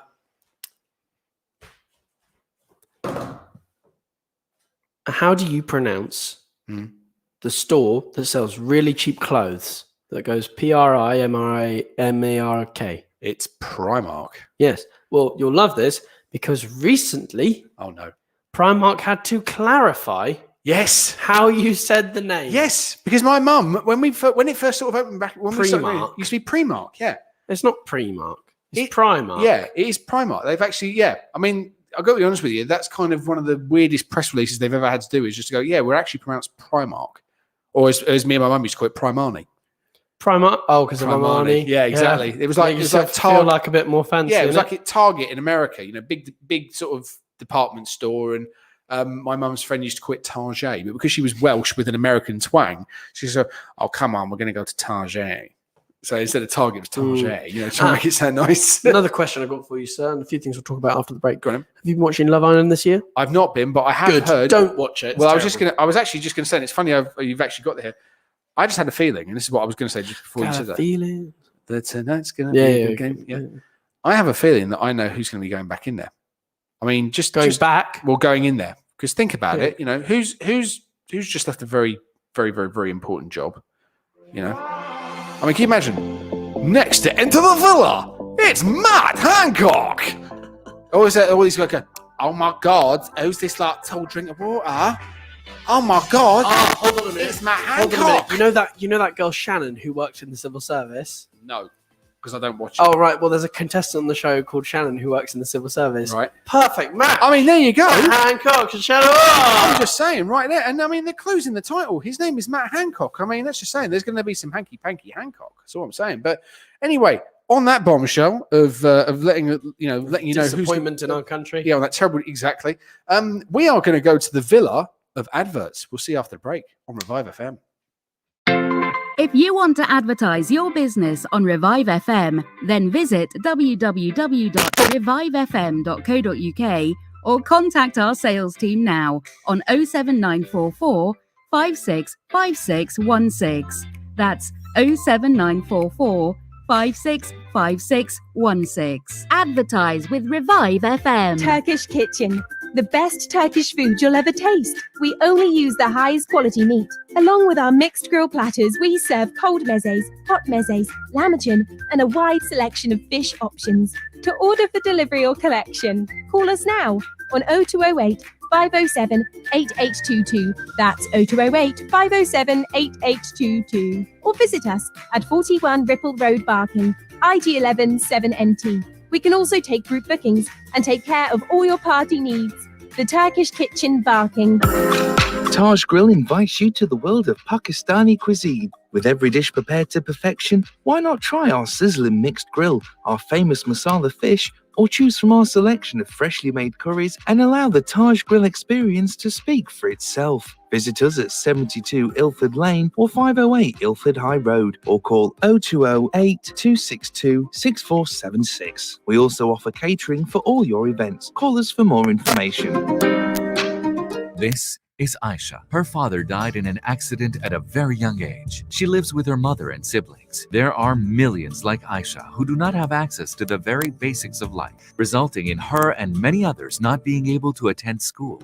Through Minhaj Welfare Foundation, your charity is dedicated towards supporting the full needs of orphans and needy children around the world. Donate today. Call us now 0300 30 30 777 or visit us on minhajwelfare.org. With over 40 years experience in the industry, Plachette Carpets is the place to go for all your carpets, laminates, linos and wood flooring. We have an established network of suppliers, which means we can offer some of the best prices in town. We offer free estimates, free measurements and now even free fitting. Call us now on 0208 472 8568 or visit us at 157 Plachette Road, Upton Park, London, E13 0QZ. Does your pizza excite you? The London Pizza Depot invites you on a journey with our worldwide inspired pizzas. To the smoke and jerk drums of Jamaica, to savor the Caribbean hot, to sunny California, to enjoy the greatest invention, the Cali cheeseburger. Transport yourself with every bite. Our authentically prepared hand-stretched dough, freshly diced veg,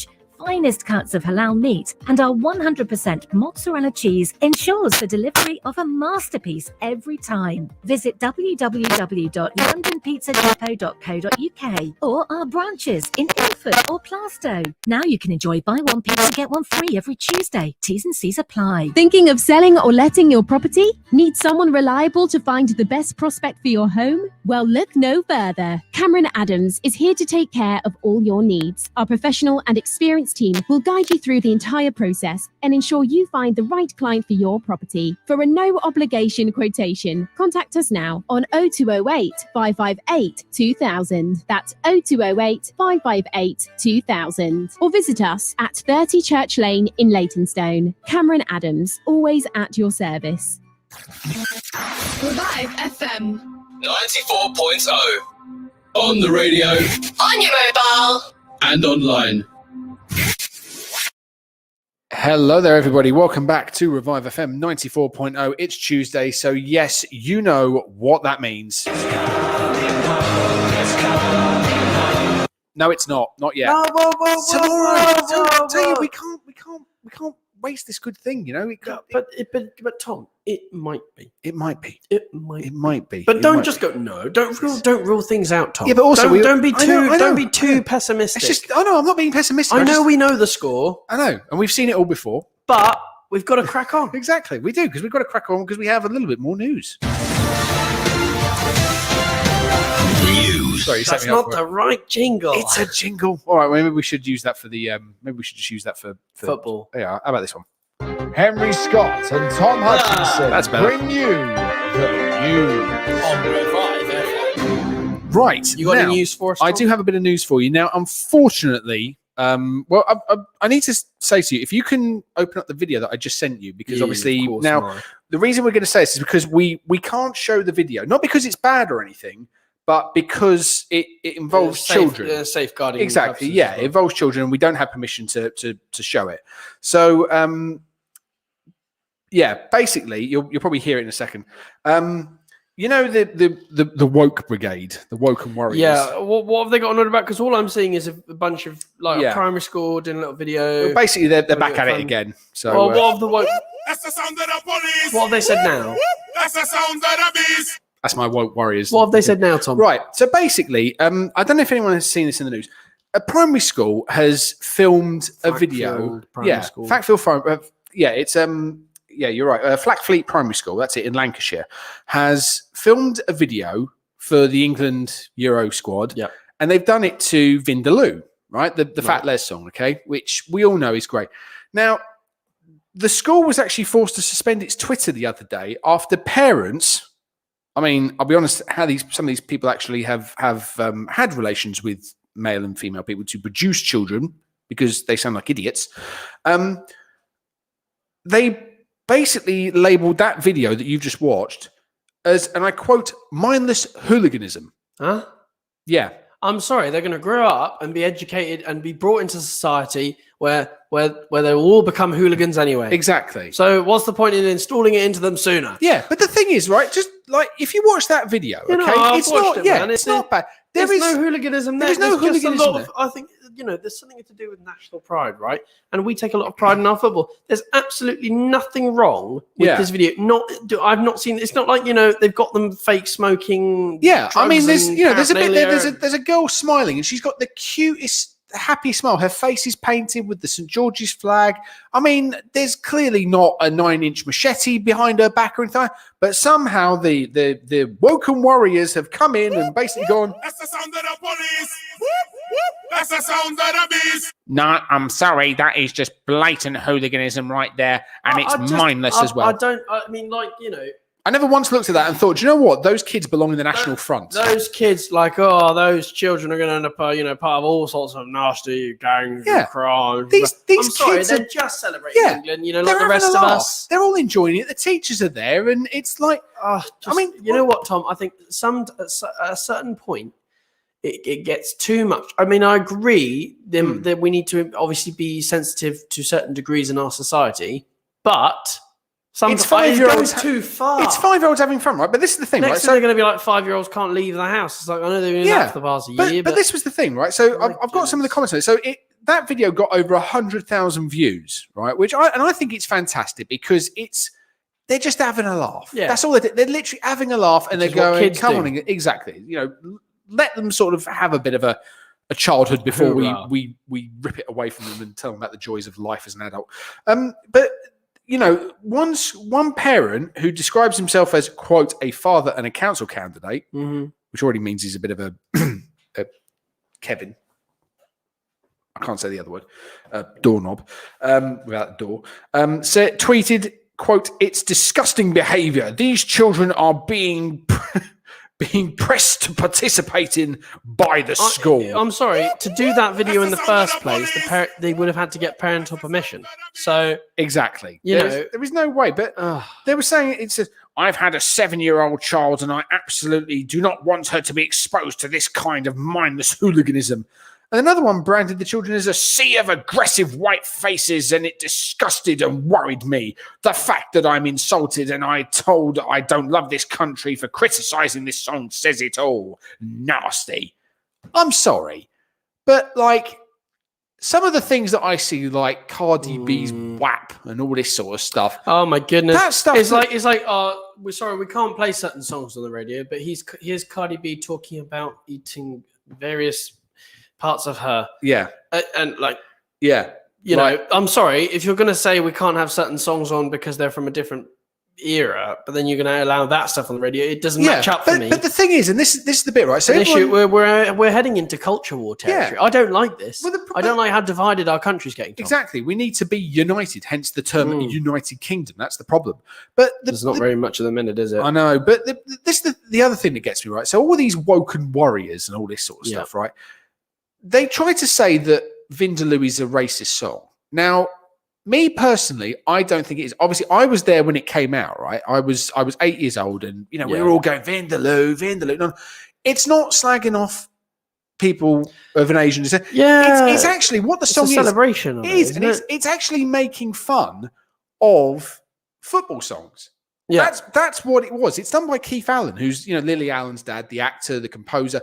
He came up with this. He is Fat Les, and if you ever watch the video absolutely rips into Bittersweet Symphony by The Verve. It's even filmed on the same street in Hoxton. And it's got a Richard Ashcroft lookalike who's walking down the road and he's doing the miserable, it's a bittersweet symphony, he's bumping into people.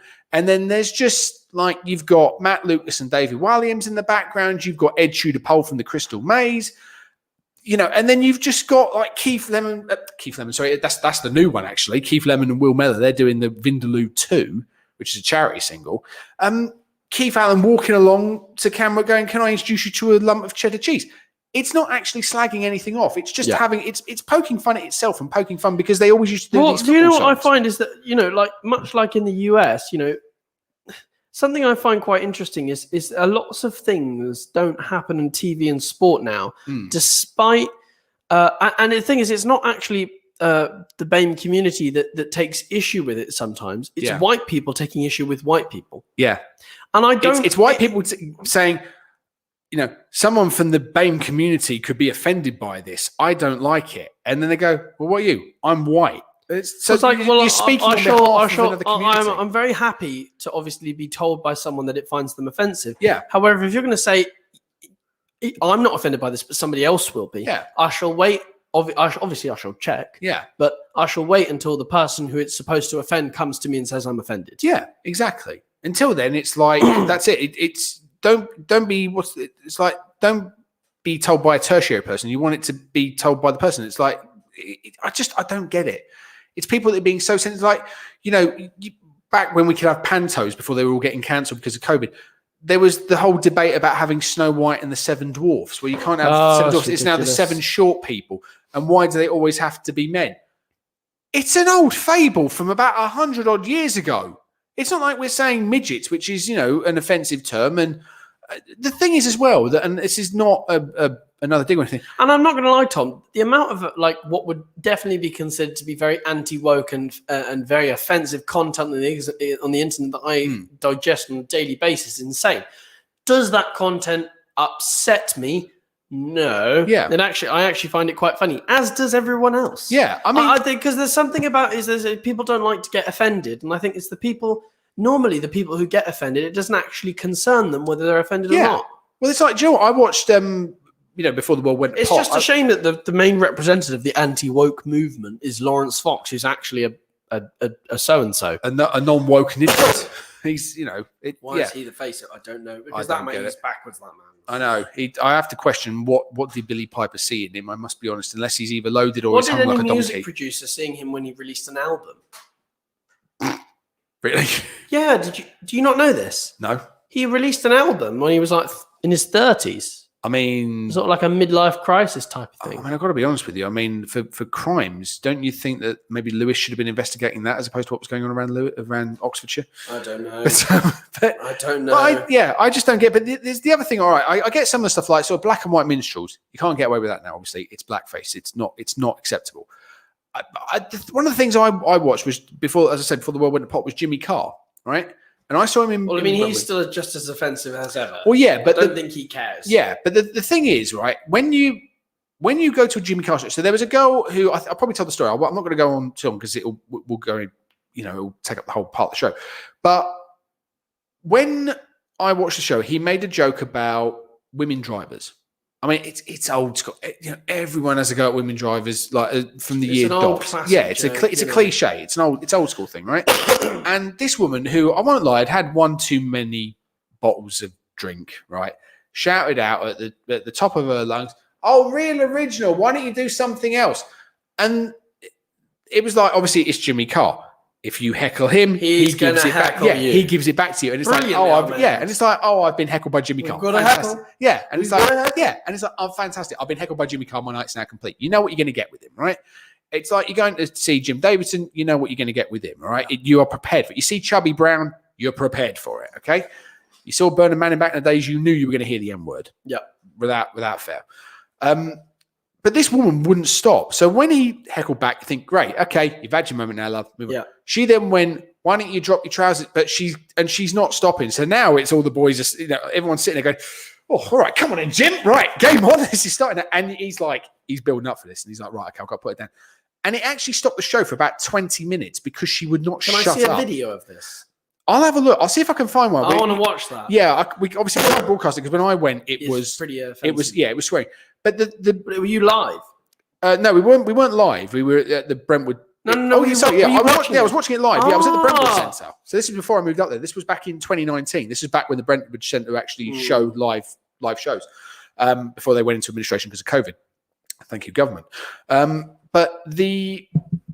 So he then said something along the lines of, look, this is what I do. This is my humor. You know that. That's why you're here. Okay. You know what to expect from me. If you're being offended by jokes about female drivers, I'm going to make a joke about suicide bombers in 30 seconds time that's going to knock you off your socks. And it was like she was trying to get so offended over the smallest joke. It's like, well, if you don't like it, and he even said to her, hold on a minute. If you're a person that gets offended easily, or you're going to take offense to things, why go to a Jimmy Carr show? That's what I was going to say. Exactly. It's the one place where if you are a person who is not open to, like a bit of slap around the face, a bit like humor about yourself, laughing at yourself, then why go and ruin the experience for everyone else? Exactly. And this is what happened. So eventually he said at one point, you can kind of see the Jimmy Carr showman, I'm up on stage, I'm going to make you laugh. It all went away. And he said, right, what's your name? And she went, I'm not going to give you my name. And you're like, oh, brilliant. You slowly speech love. And it's like, right. And people were now shouting off, like, throw her out. The crowd had enough of her because it was now taken away from the Jimmy Carr show that we had all paid to see. So he kind of stripped it all away. And it was like, look, I'm not going to speak to you as Jimmy Carr comedian. I want to speak to you as Jimmy Carr the man, as James the man. Okay? You come to my show. You've seen what I do on 8 out of 10 Cats. You've seen what I do on Countdown. You see what I do on countless shows on the telly. All right? You know my type of humor. You know what I'm going to do. You know what to expect.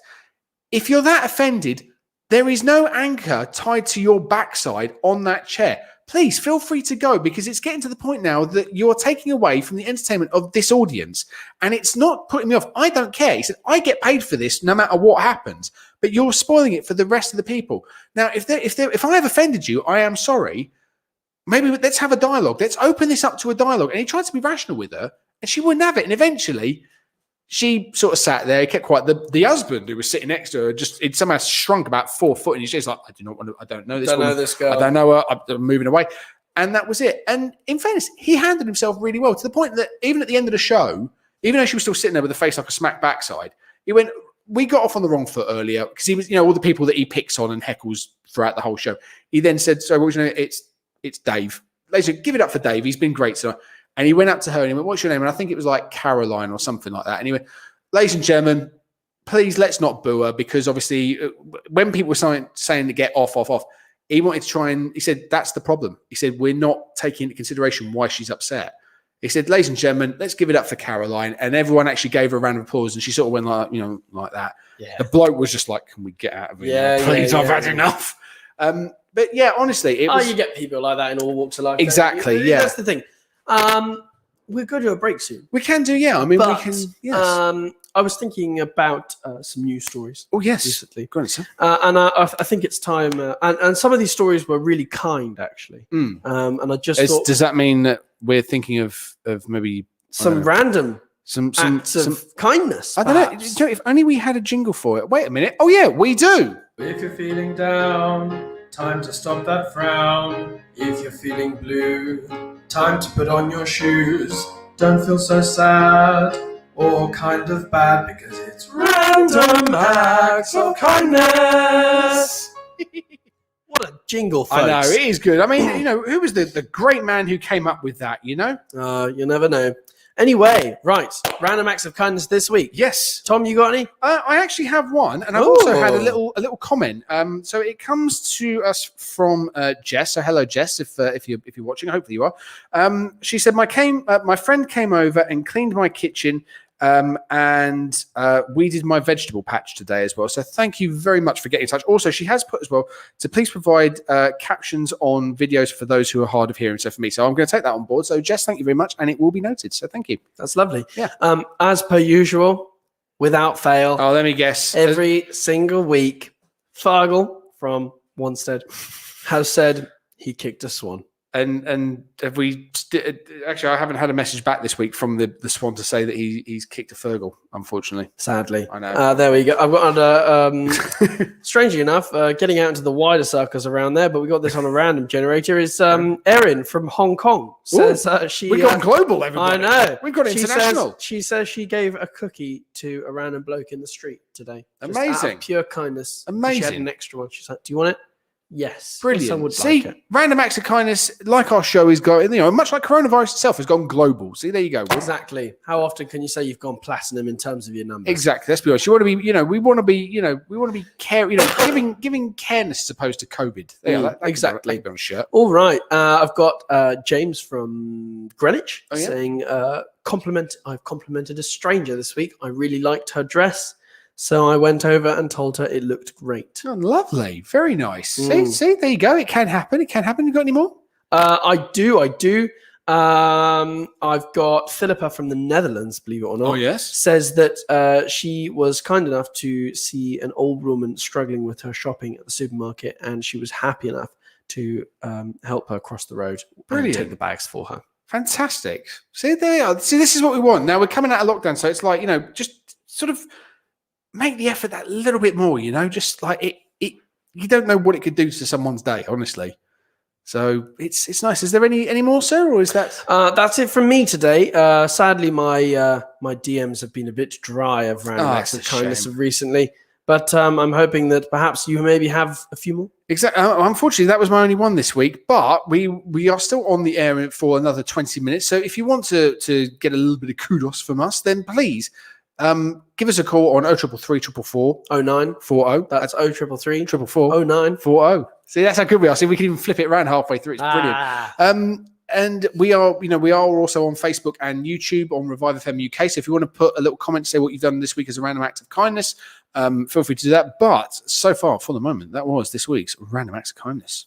If you're feeling down, time to stop that frown. If you're feeling blue, time to put on your shoes. Don't feel so sad or kind of bad because it's random acts of kindness. And speaking of a random act of kindness, we are going to be playing some adverts because they've given us some money, which is very nice of them and a very nice bit of kindness. So stay tuned because we are also going to be coming back with a brand new game right after this. Ooh.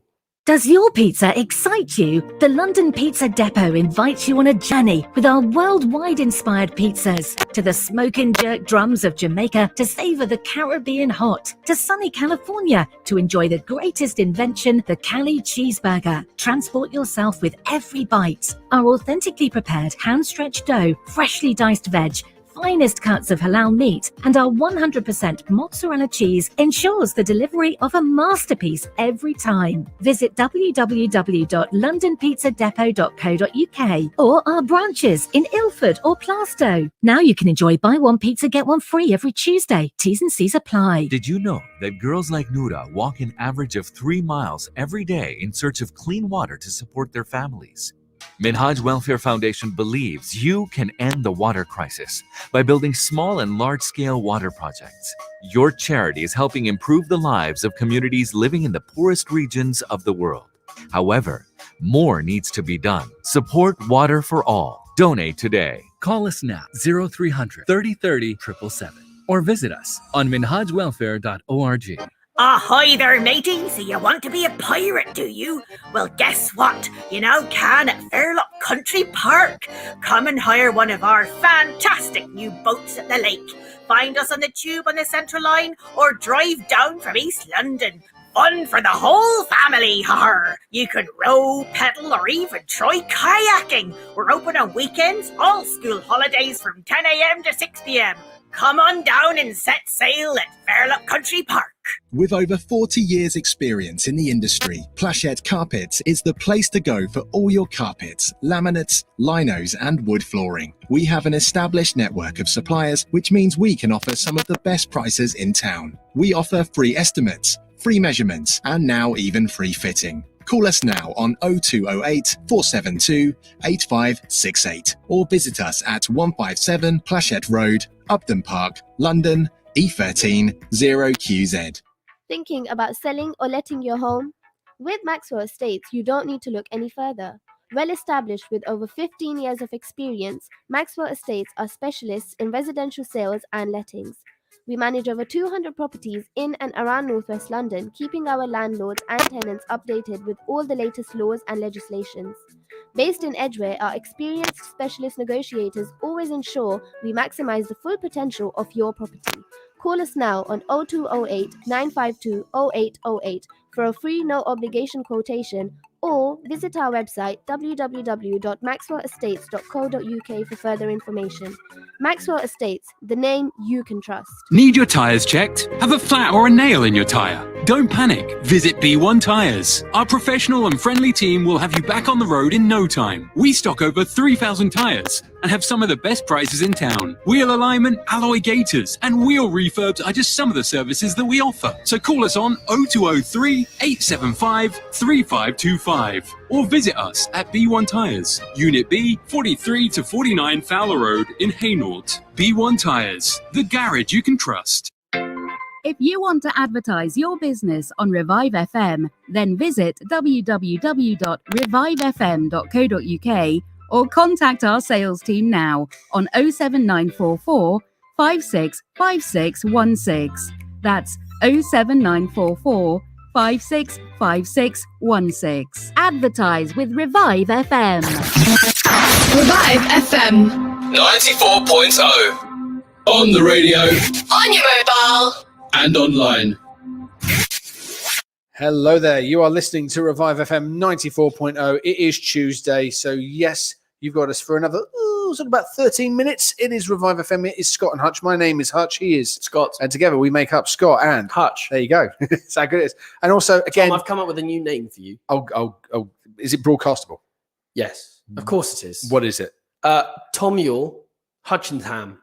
Tomuel Hutchingham. I mean, can I just ask, is there any alcohol in your blood at the minute, sir? No. I've just been thinking of. I was going to call you. I called you Thomas earlier, and I was thinking Tomuel, like Samuel, but Tomuel Hutchingham.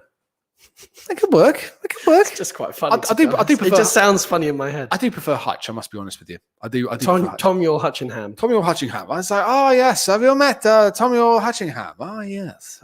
Well, I'll tell you what. I'll tell you what. We're going to play a little bit of a game, and then we might finish on a song. I'm always up for one of your games, Tom. Oh, nice. Well, I'll tell you what. Because you're always playing around with me. I'm always playing around, and again, we've only mentioned it a couple of times today, but seeing as we are playing Denmark tomorrow.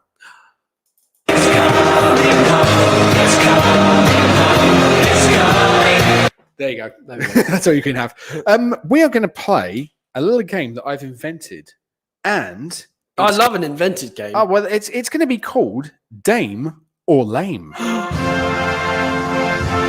yes, I've gone all out with this one. That is actually the Danish. I just absolutely love this man, ladies and gentlemen. What an excellent man. Thank you. Well, you haven't played the game yet. It might not be any good. So the way this is going to work is lose spectacularly. Oh well, no, there is no winners and no losers in the game. Well, there are, because if I lose, then you win, technically. No, not at all. Game, it's like the chase of the chaser. Because technically I'm not playing. What are you trying to say? You're the game host. I thought you were trying to sound the fat bloke from the chase. No.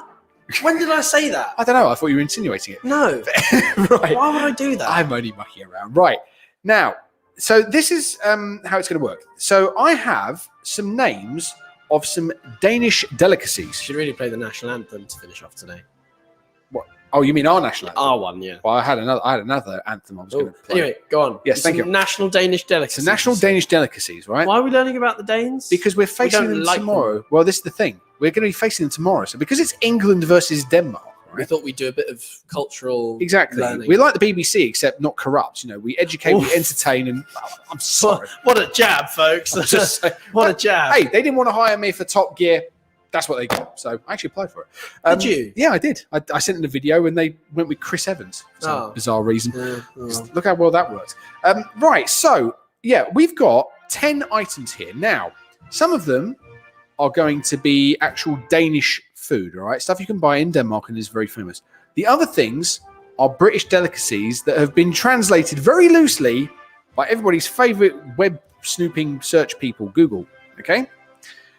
Your job, sir, is to tell me if it is a British delicacy. If it's a Danish delicacy, i.e. it's a Dane, not real. or it's British and a bit boring and lame, okay? Oh. Okay. All right, I'm down. Right, you ready? Okay, so he's so excited, he's broken his chair. Yeah. So let's play Dame or Lame. I'm on this. Okay, so your first one is going to be, I'm probably going to completely butcher this, Sorrenbrod. That is Sorrenbrod. I can spell it if you want Considering me you to. said you were going to completely butcher it, so I'm going to say Dame. And I might have given the game away a little bit too soon. Yes, you are right. It is an open-faced sandwich, normally made with rye bread, topped with a combination of meats, cheeses, and garnishes. So there you go. Sounds See? quite tasty. Told you we're educational. I know. Just think about that. Next I time really you want to go. go to Italy, though, man. I know. I got to have a bit of Italian food, haven't we? Ah, Well, I I don't know know. a really good restaurant. We'll go. All right. It'll I'm be up- good. I'm up for Rosso it. Pomodoro, people. Best Italian restaurant in London, I swear to God. See, and even hit on the beat there. There you go. That's what you want. Right. Next one is going to be.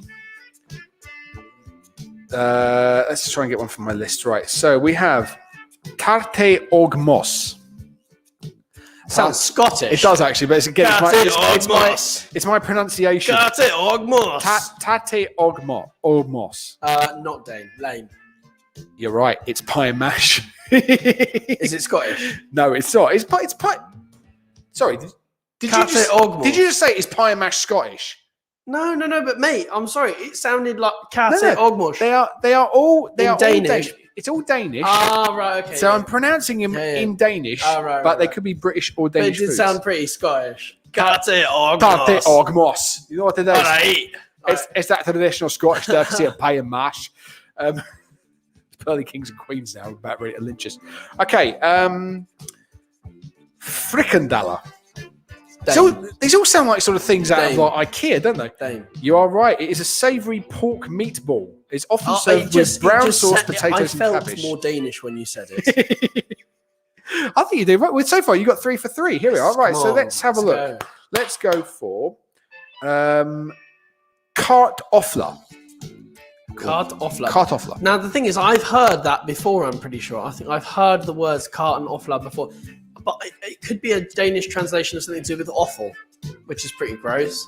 I'm gonna go with Dame though.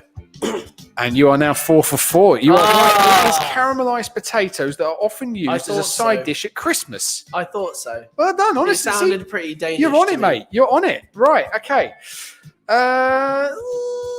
Let's have a look. What can I He wasn't do? expecting me to get these. I was, through these quickly. mate, honestly, I think you're absolutely smashing it out the park. Okay. Come on, can we go 5 for 5? All right. Svenenkag. Oh. Svenenkag. Svenenkag. Do you know what? Forget the song. Let's just carry on playing this. We've got a few more minutes. I'm enjoying this. I'm enjoying this as well.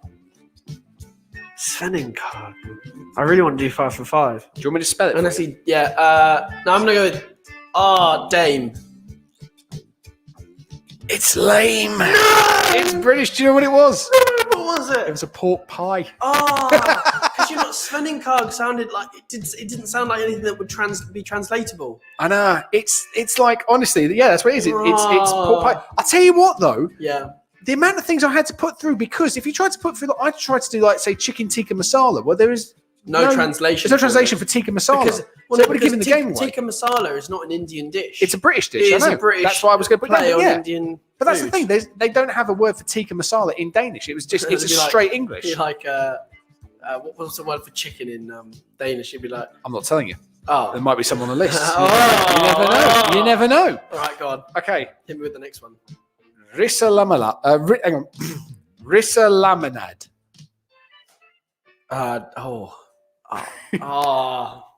I'd say lame. Oh, mate, you're slipping there. It's Dane. No, it's Dane. No. It's an almond rice pudding traditionally so well, served guys. after Christmas dinner. So it's basically, this is actually really nice, and the picture looked really good, right?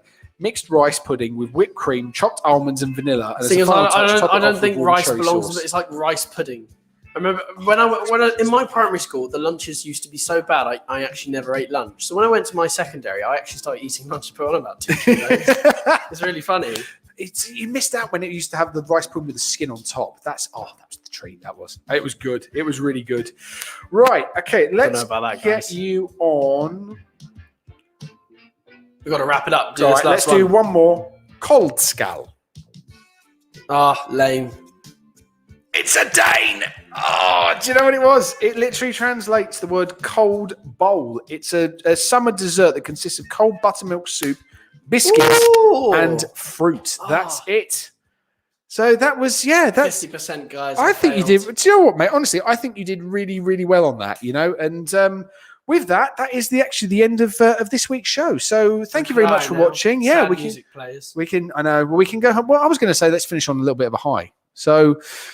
Well, hopefully, me and Tom will be watching the game tomorrow. We don't know about all of you, but we hope you are watching at home and supporting the team. And come on, England! And I'll be honest with you. I'm going to be flash. Just remember, if you do see anybody, from Denmark tomorrow, I mean, I'll be surprised if you do because of travel rules and everything like that. Just remember, they're coming here, they're coming.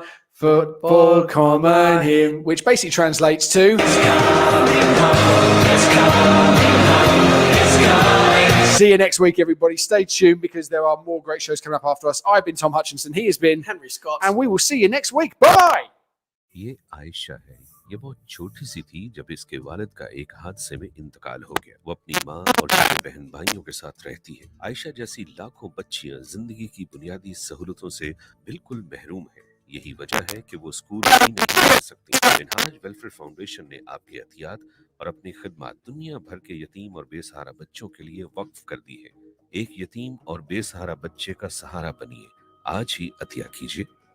अभी call मिलाएं 0300 3030 777 या हमारी website visit करें www.minhaj